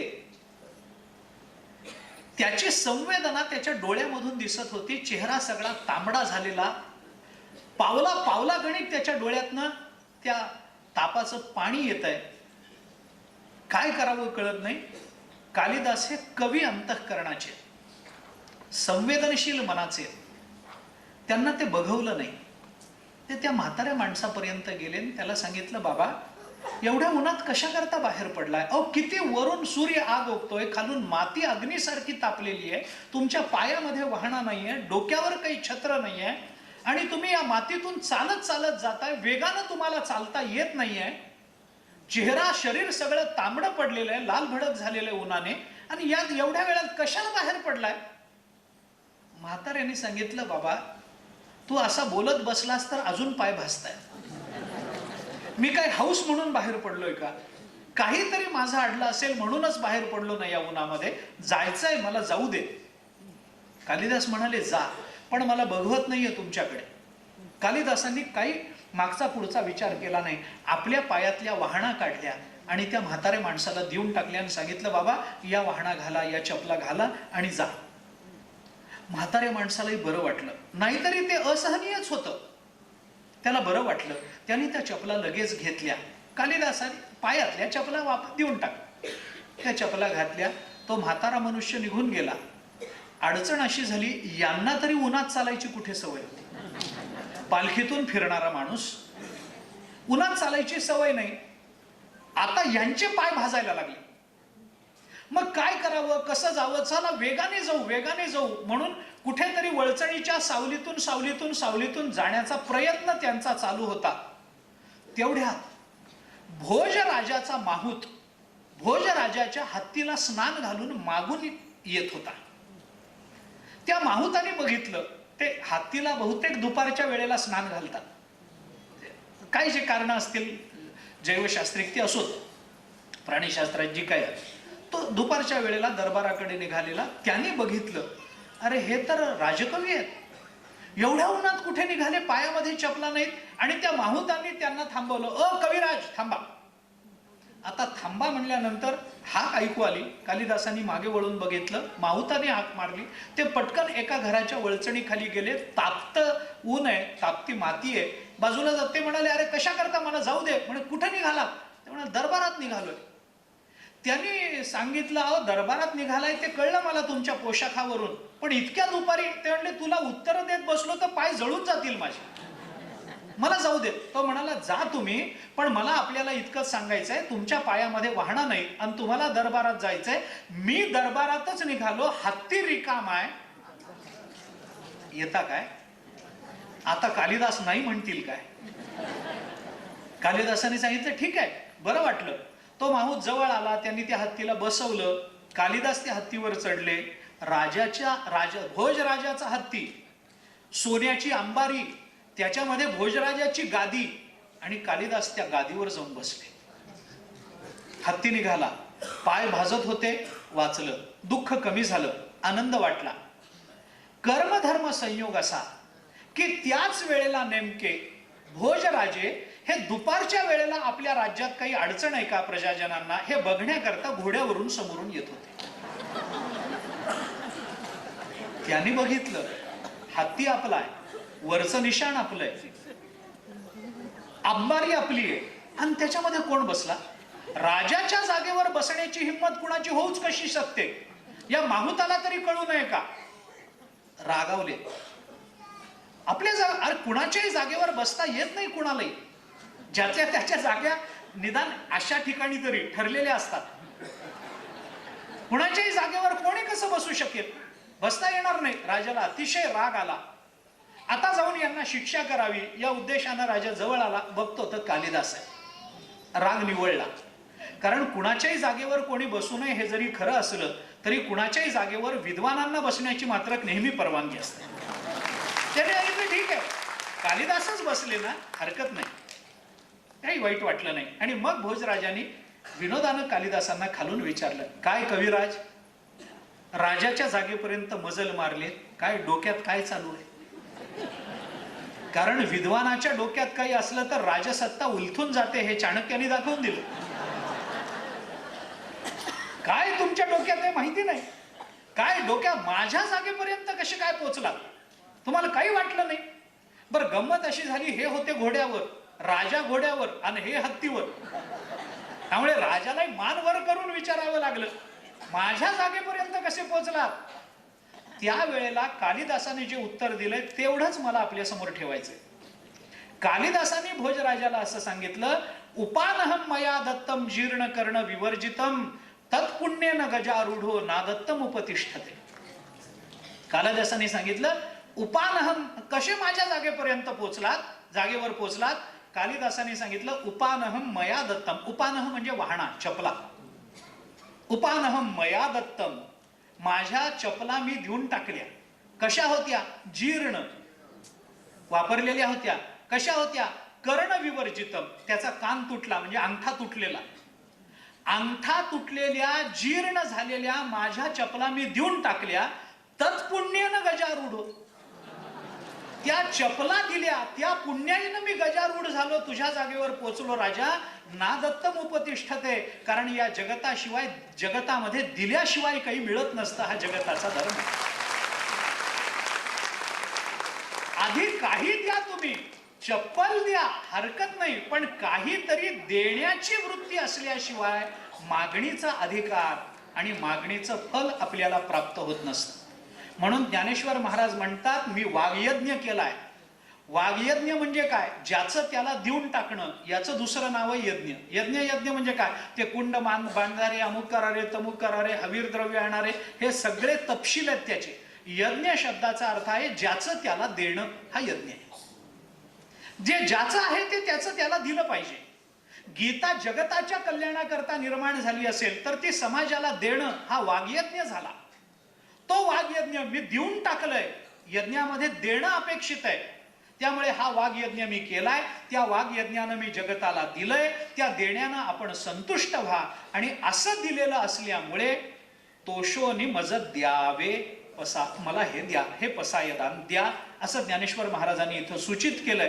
पसायदानाच्या विचाराला प्रारंभ करण्यापूर्वी ज्ञानोबारायांनी आपल्याला जाणून दिलेलं जीवनमूल्य एवढंच आहे, मागायचं, मागावं, पण आधी देण्याची तयारी दाखवावी. आधी द्यावं आणि मग मागावं. आणि मागितलेलं स्वतःच्या भोगाकरता न वापरता किंबहुना सर्व सुखी हे ध्येय डोळ्यासमोरून ठेवून ते वापरावं, तर त्या मागणीला काही अर्थ आहे. अशा जीवनमूल्यांनी सुरू झालेलं हे पसायदान अंततोगत्वा कुठपर्यंत जातं याचा विचार आपल्याला करायचा आहे. पण तो विचार उद्याला. आजची माझी वेळ संपली. उद्या संध्याकाळी 6 वाजता पुन्हा आपण भेटूया, तेव्हा पुन्हा त्याचा विचार करू. आत्ता पुरता मी इथे थांबतो आहे.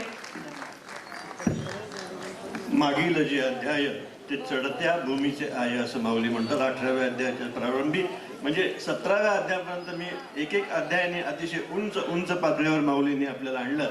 आणि 9014 ओव्या झाल्यानंतर मग आता किंबहुना तुमचे केले या शेवटच्या रमेशजी भुतळा, रामानुज फुलाणी सर्व विश्वस्तांना विनंती आहे की थोडं पुढे यावं.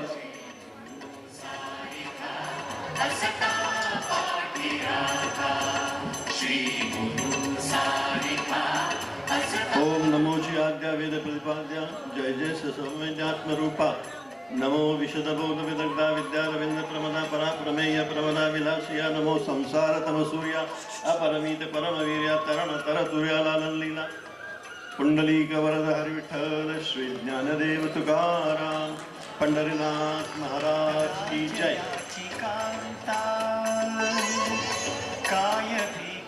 ब्रह्मचैतन्य महाराज परिवार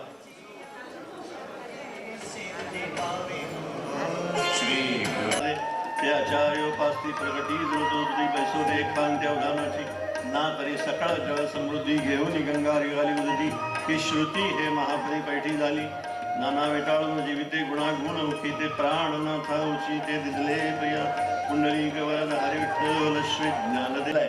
पहिल्या अध्यायामध्ये जवळपास तो 15 वेळा आलाय.